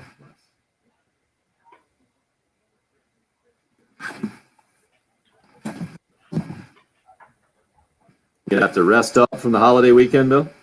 Good. I had a weird night of dreams, like really weird. But I slept. I laid around yesterday. That's why I don't do good at laying around, because then I don't sleep all that great. And I really did nothing yesterday. Surprised with the weather as nice as it was, you didn't get out? I was out Friday, Saturday, Sunday. Yesterday was a recovery day.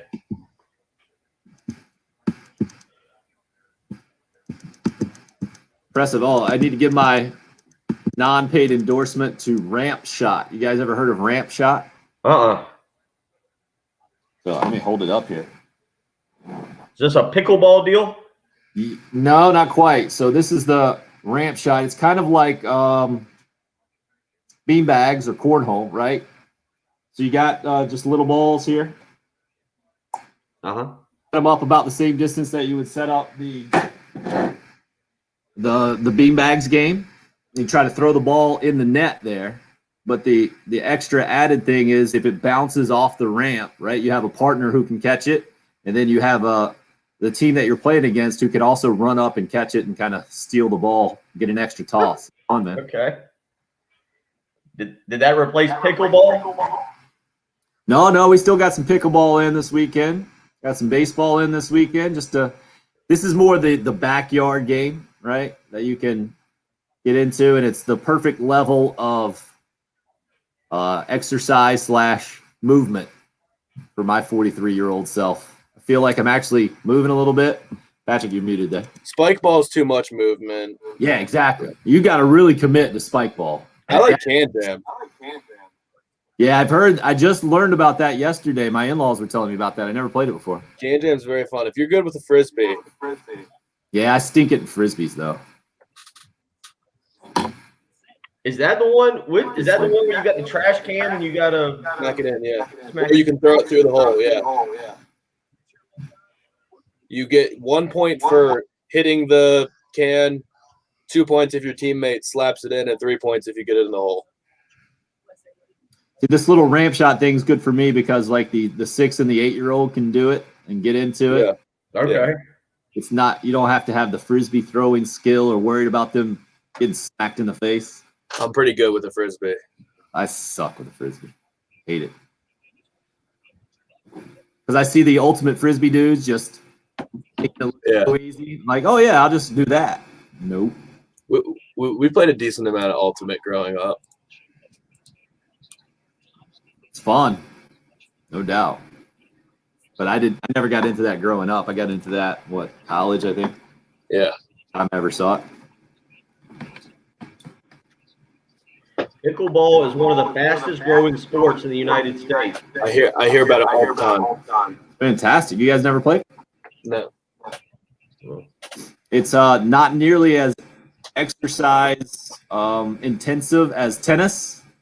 Just a little bit more than ping pong. So I think it shows where our country is. Like, yeah, we want to be outside, but I don't really want to move around very much. Not running. Right. So I like tennis, but I tell you what I grew up playing was badminton. And that's why I see there's some similarities. Like we had that up at my dad. My dad and my uncle always had courts up there at badminton. So I learned to play badminton. For you, Travis, getting the wiffle ball going.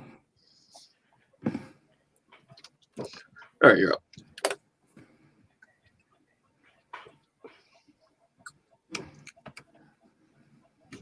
Talking out all kinds of family type entertainment and games that we entertained ourselves with on the holiday weekend on the live video stream sponsored by Buford Lending. Thanks for being a part of that. If you joined this morning, check us out on Facebook and YouTube. Also on Twitter, the station handle 1075 The Game. Love to have you as a YouTube page. Subscribe, search 1075 The Game. Don't use the old decimal point there. I think that messes everything up. But Travis says he's listening to us talk. He says, I thought I did something, introducing my son to wiffle ball this weekend. Oh, it's definitely, you got to start there. That's like the foundation of some of these family games, and then you can build off of that for sure. I feel like the foundation for this weekend's regional, Bill, Old Dominion comes in as the number 11 seed overall in a tremendous season. Leading the country in home runs is what you need to know first about Old Dominion. Virginia has a tremendous frontline starter in Andrew Abbott, who Mark Kingston became familiar with in Team USA. But that program isn't that national championship winning program that we saw several years ago. It's their first regional since 2017. And the Gamecocks have a tremendous opportunity, you feel like, Bill. 30. The number 2 seed and hosting starting Friday at noon. Yeah, as we go through the week, and it's Tuesday already, I'll be interested to see how many people are going to take Friday off and go to the game. What kind of environment Founders Park has Friday afternoon. The challenge is there. The opportunity is there, both from the baseball program and fan standpoint. How can you take advantage of it? This week will tell. We tried to take advantage of today and give you a good show. Thanks for being a part of it here on the Early Game.